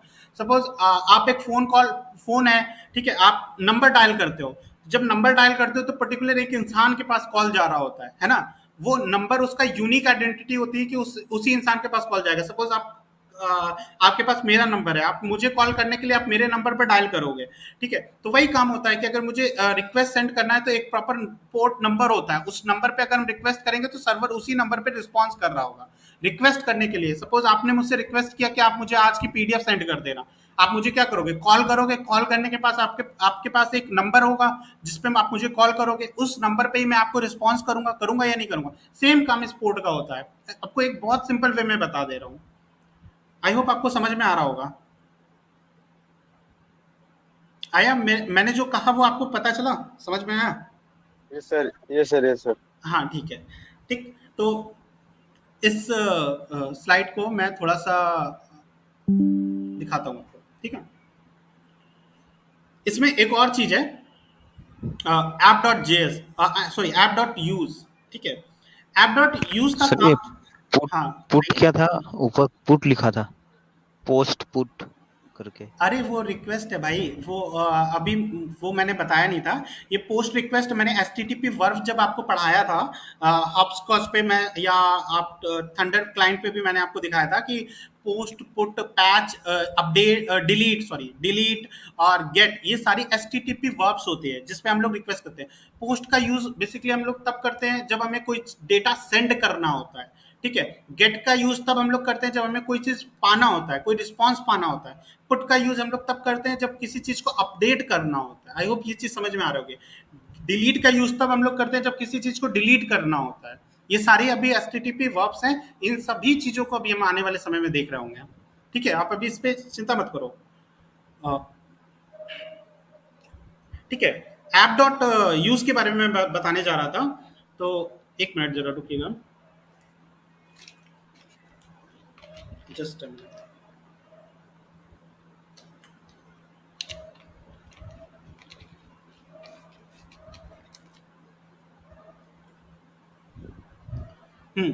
ऐप डॉट यूज, तो अब देखते हैं इसको। App dot use is a method in Express JS, ठीक है, ये एक मेथड एक्सप्रेस जेएस के अंदर use to apply middleware functions to your application.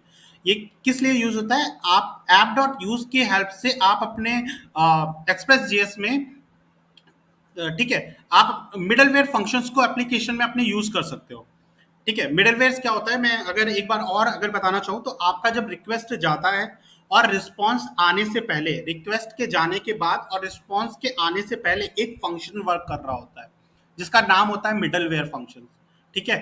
कई टाइप के मिडलवेयर फंक्शन होते हैं, कई काम होते हैं इनके, वन बाय वन हम सभी चीजों को एक्सप्लेन करेंगे जब हम मिडलवेयर टॉपिक्स को पढ़ रहे होंगे। तो अभी के लिए एक इंट्रो टाइप में मैं आपको बता देता हूँ मिडलवेयर होता क्या है, बस ये काम होता है मिडलवेयर का।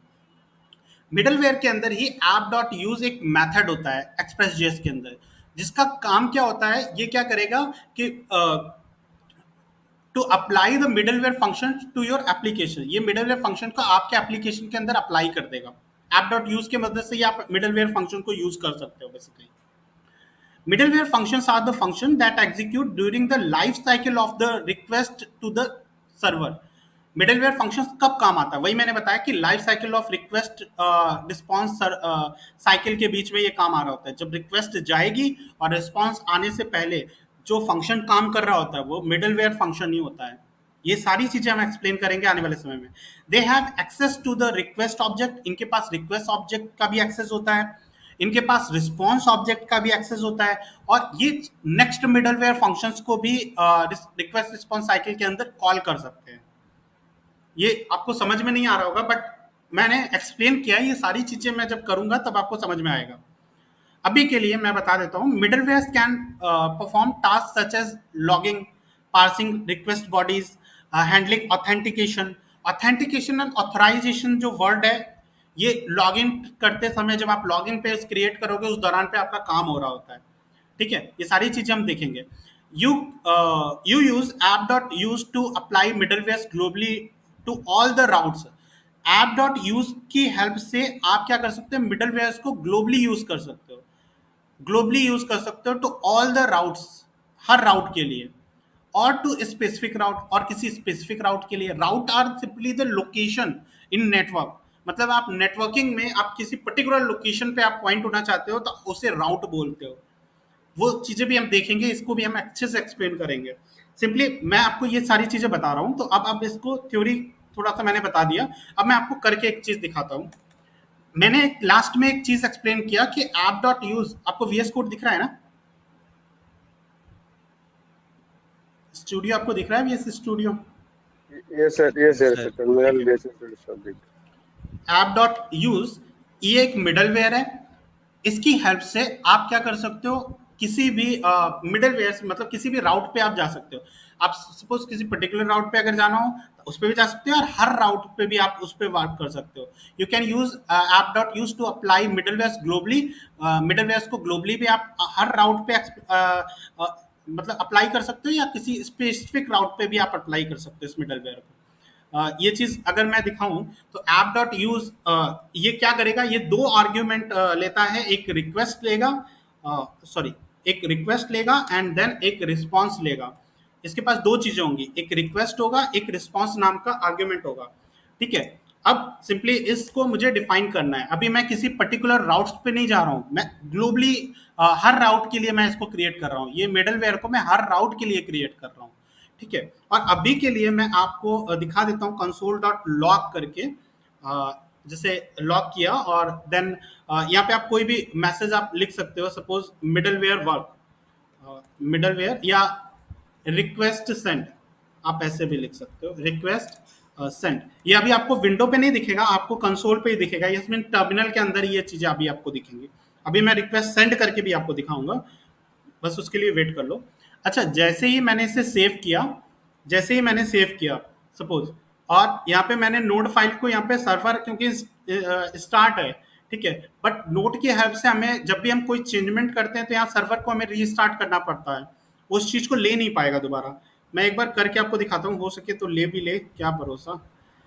मैं जैसे इसको रिफ्रेश करता हूँ, और रिफ्रेश किया, देखते हैं मिडलवेयर वर्क हुआ कि नहीं हुआ। नहीं काम किया, तो अभी आपका मिडलवेयर देखो इस चेंजमेंट हुआ है कोड में, नोड वर्क नहीं कर पा रहा है, हमें सर्वर को रीस्टार्ट करना पड़ेगा इस पॉइंट पे। तो रीस्टार्ट करने के लिए सिंपली आपको कंट्रोल सी प्रेस करना है, आप उस नोड फाइल यानी सर्वर से आप बाहर हो जाएगा, आपका सर्वर क्लोज हो जाएगा, ठीक है। अब अगर आप 8080 पे रिक्वेस्ट करते हो और तब आपको क्या फाइल वो वाला एरर आ जाएगा जो अभी आपने देखा था, यही एरर आएगा, the site can not be reached. अभी आपका सर्वर क्लोज हो गया है, ठीक है। अब आप अगेन सर्वर को स्टार्ट करोगे, सर्वर कोई भी चेंजमेंट करोगे, छोटा चेंजमेंट के लिए भी आपको सर्वर दोबारा स्टार्ट करना पड़ेगा नोड के केस में। उसके लिए मैं अभी आने वाले समय में आपको नोडमॉन इंस्टॉल करा दूंगा, जिसमें आपको चेंजमेंट के दौरान पे सर्वर नहीं इंस्टॉल करना पड़ेगा, मतलब सर्वर को रीस्टार्ट नहीं करना पड़ेगा, वो ऑटोमेटिक हो जाएगा। मैंने क्या लिख दिया, ऐप डॉट यूज रिक्वेस्ट अच्छा सॉरी, मैंने यहाँ पे 2 बार रिक्वेस्ट रिक्वेस्ट लिख दिया, एक को रिक्वेस्ट लिखना है, एक को रिस्पॉन्स लिखना है, RES होगा, ठीक है। ये चीज़ आप थोड़ा ध्यान देना। एक रिक्वेस्ट है, एक रिस्पॉन्स है, मैंने जैसा बोला था, यहाँ पे मैंने दोनों को सेम कर दिया था, इस वजह से एरर आ गया। आपने सर्वर को दोबारा स्टार्ट करना है, ठीक है। अब सर्वर स्टार्ट हुआ, आपको आई थिंक विजिबल होगा, और जैसे ही सर्वर स्टार्ट हुआ तो वो बता रहा है कि आप ऐप इज लिसनिंग पोर्ट 8080। जो मैंने यहाँ पे ऐप क्रिएट किया है वो 8080 पोर्ट को लिसन कर रहा है, ठीक है। इनकमिंग रिक्वेस्ट वो सुन रहा है। अभी इसके अलावा यहाँ पे कुछ नहीं प्रिंट हुआ है। अब जैसे ही मैं किसी भी राउट पे जाता हूँ, कोई भी राउट में, उससे सपोज अभी मैं तो होम राउट पे जाऊंगा, क्योंकि लोकल होस्ट /8080 का मतलब है आप होम राउट पे हो। तो होम राउट पे जैसे ही मैं रिक्वेस्ट करूंगा तो ये app.use ये एक मिडलवेयर रन हो जाएगा, क्योंकि मैंने बताया था ना कि जैसे ही रिक्वेस्ट जाएगी और उसके बाद रिस्पॉन्स आएगा, वैसे ही उनके बीच में ये मिडलवेयर वर्क कर जाता है। और ये ग्लोबली है, आप किसी भी राउट पे जाओगे हर जगह ये मिडलवेयर काम करेगा, ठीक है। मैं ये आपको करके दिखाता हूँ। जैसे सपोज अभी मैं ये होम राउट पे हूँ, होम राउट सिंपली आप क्या कर सकते हो, ये स्लैश फॉरवर्ड स्लैश का भी यूज कर सकते हो, ये बेसिकली होम राउट ही होता है। या आप इसके बिना भी करोगे तब भी वो होम राउट पे ही रिक्वेस्ट जाएगी। तो आप जैसे इस पे प्रेस एंटर करते हो और ये लोड हो रहा है, लोकल होस्ट पे रिक्वेस्ट जा रही है 8080 पे, ठीक है। और देखते हैं,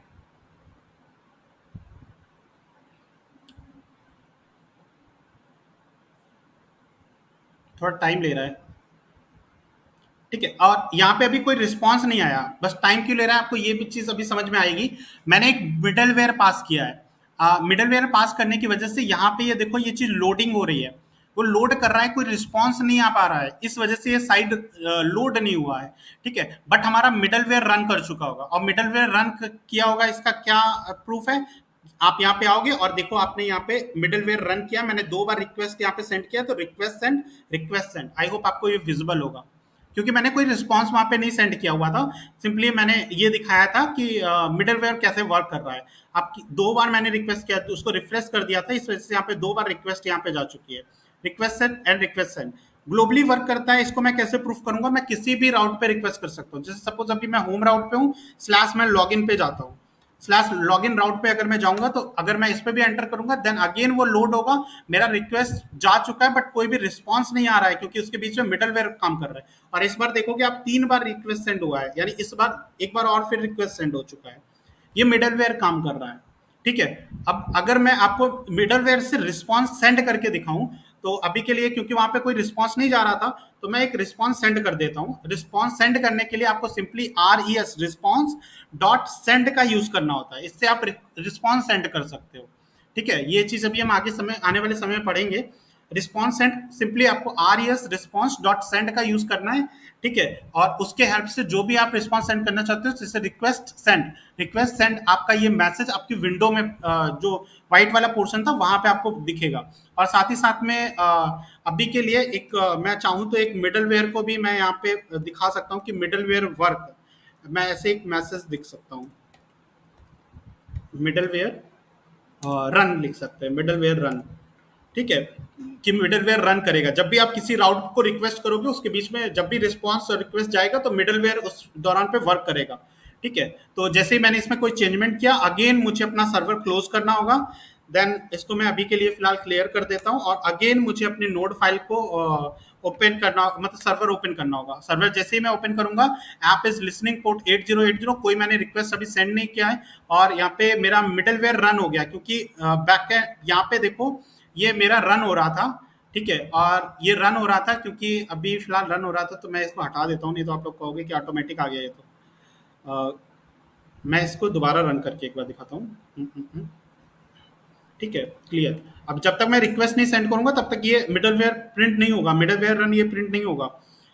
अभी के लिए मैं फिलहाल इसको नोट और app.js, ठीक है। ऐप इज लिसनिंग पोर्ट 8080, अभी आप वेट भी कर सकते हो, अभी कुछ भी रन नहीं होगा। मिडलवेयर तभी रन होगा जब आप किसी भी राउट को रिक्वेस्ट करोगे, यानी आप अब राउट पे जाओगे और उसको एंटर करोगे, देन मिडलवेयर वर्क करेगा आपका। जैसे कि अब मैं कोई भी पैकेज लोकल होस्ट पे रिक्वेस्ट भेजता हूँ, स्लैश सपोज मैंने लॉगिन पे रिक्वेस्ट भेजा, लॉगिन नाम का भी मैंने कोई राउट क्रिएट नहीं किया है, बट मैं इस पर रिक्वेस्ट भेज रहा हूँ, ठीक है। जैसे ही मैं रिक्वेस्ट भेजूंगा, अब आपको दिख रहा होगा मैंने वहां पे लिखा था रिक्वेस्ट सेंड, ये चीज मुझे यहाँ पे विजिबल हुआ, और जैसे ही रिक्वेस्ट सेंड हुआ तो मेरा मिडलवेयर वर्क किया होगा, और यहाँ पे देखो मिडलवेयर रन करके आ गया, ठीक है, फर्स्ट टाइम इसने 2 बार रन कर लिया वो कुछ ज़्यादा की वजह से, ठीक है, मिडलवेयर रन। अब सपोज़ मैं किसी और राउट पे रिक्वेस्ट भेजता हूँ, क्योंकि ये अभी देखना ग्लोबली कर रहा है, हर राउट के लिए मिडलवेयर रन करेगा और हर बार सेम रिक्वेस्ट आएगी। जैसे अभी सपोज लॉगिन के लिए क्या था, मैं लॉगआउट पे अगर जाता हूँ, लॉगआउट नाम का एक राउट क्रिएट करता हूँ, तो देन लॉगआउट पे भी मुझे सेम रिक्वेस्ट मिलेगी, रिक्वेस्ट सेंड, और अगेन मेरा मिडलवेयर रन किया होगा। ठीक है, आप लोग देख सकते हैं यहाँ पे, देन अगेन मेरा मिडलवेयर यहाँ पे रन किया हुआ है।